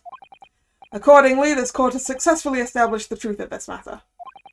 Which means that the defendant, Hanbami-san, is innocent of the crime. Oh, thank goodness. I finally made him cave. I must say, I've never been more proud. No, this can't be. The Ouchi clan can't. What of my growth of hope? It wasn't all an apparition. I can't accept this. I won't. I see no reason for the continuance of this trial. I will therefore move to conclude proceedings by delivering my final verdict and... Oh, come on, Mr. Reporter.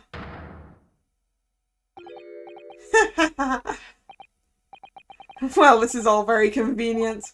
This is how the highest court in our mighty empire delivers justice, is it? Suppressing well-meaning citizens' freedom to speak and branding them as criminals. But we've established that the victim was stabbed from outside the hut through the reed-screen walls. And no one but you was in place at the time to have his hand on the hilt of the blade. Yeah, many Momo... His name is Right End Many Memo, so he writes many memos. Because he's a journalist. It's a perfectly logical deduction. So your argument hinges on the location of whoever stabbed the Englishwoman, does it? Well, it seems a little irrelevant now. Irrelevant? Where she was stabbed, how she was stabbed. It doesn't matter. I mean, whether she was stabbed at all makes no difference if you think about it. After all, this trial's already shown the whole thing hinges on something else. The poison. What are you talking about?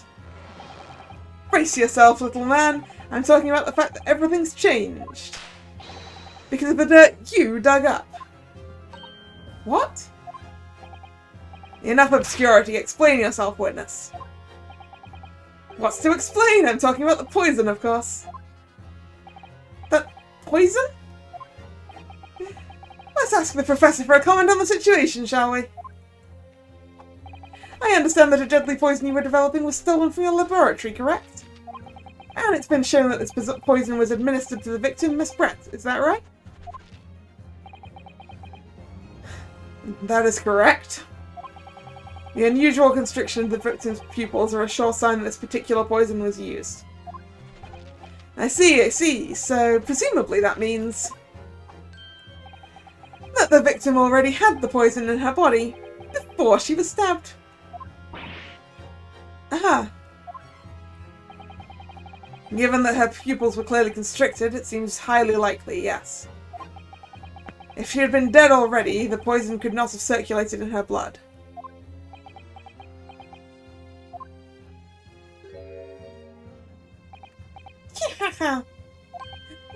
How refreshing to hear the arguments of a metropolitan mind.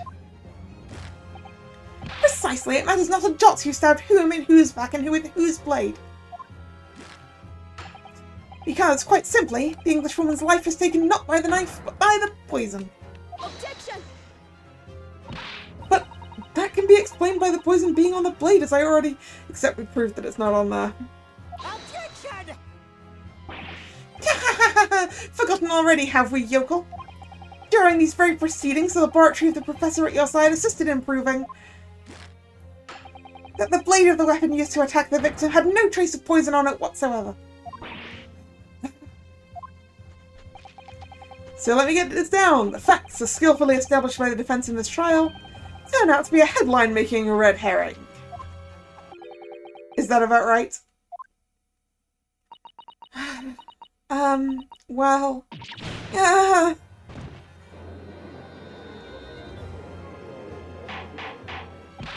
Order! But where does this leave us? How, in that case, did the poison enter the victim's body? Via means of the pen in whose reservoir the poison was. There is an undeniably obvious answer to that. The lady most likely imbibed it. You mean she drank it? Have another look at the photograph here. As you can see, she dropped her wine. Oh, water, sorry. A bottle of carbonated water and a glass had been knocked onto the sandy floor of the beach hut. The poison could have been slipped into either. So somebody made Miss Brett drink it. Well, what do you know? Look at those dashing eyes. This will make a great front page shot. Hey, why the bewitching stare? After all, I'm the last person you should be looking at. It would make no sense at all that I poisoned the woman, would it? I mean, that's been established already. Hold it! Established? What are you talking about? Don't tell me you've forgotten. That's a little hard to believe, given that the person who established it was you. Me? What on earth does he mean? Ooh, let me capture those wide eyes. That's prime press fodder, that is. It would seem that this trial is not destined to end yet, after all. I hereby call upon the witness to give further testimony. That's great, that is. Let me get a shot of that magnificent beard, Your Excellency. You claim it to be impossible that you were the one responsible for administering the poison to the victim. You will explain to the court in your testimony the basis upon which you make such a claim. I'm a journo and I'm a man. I've never tried to run or hide from anything in my life.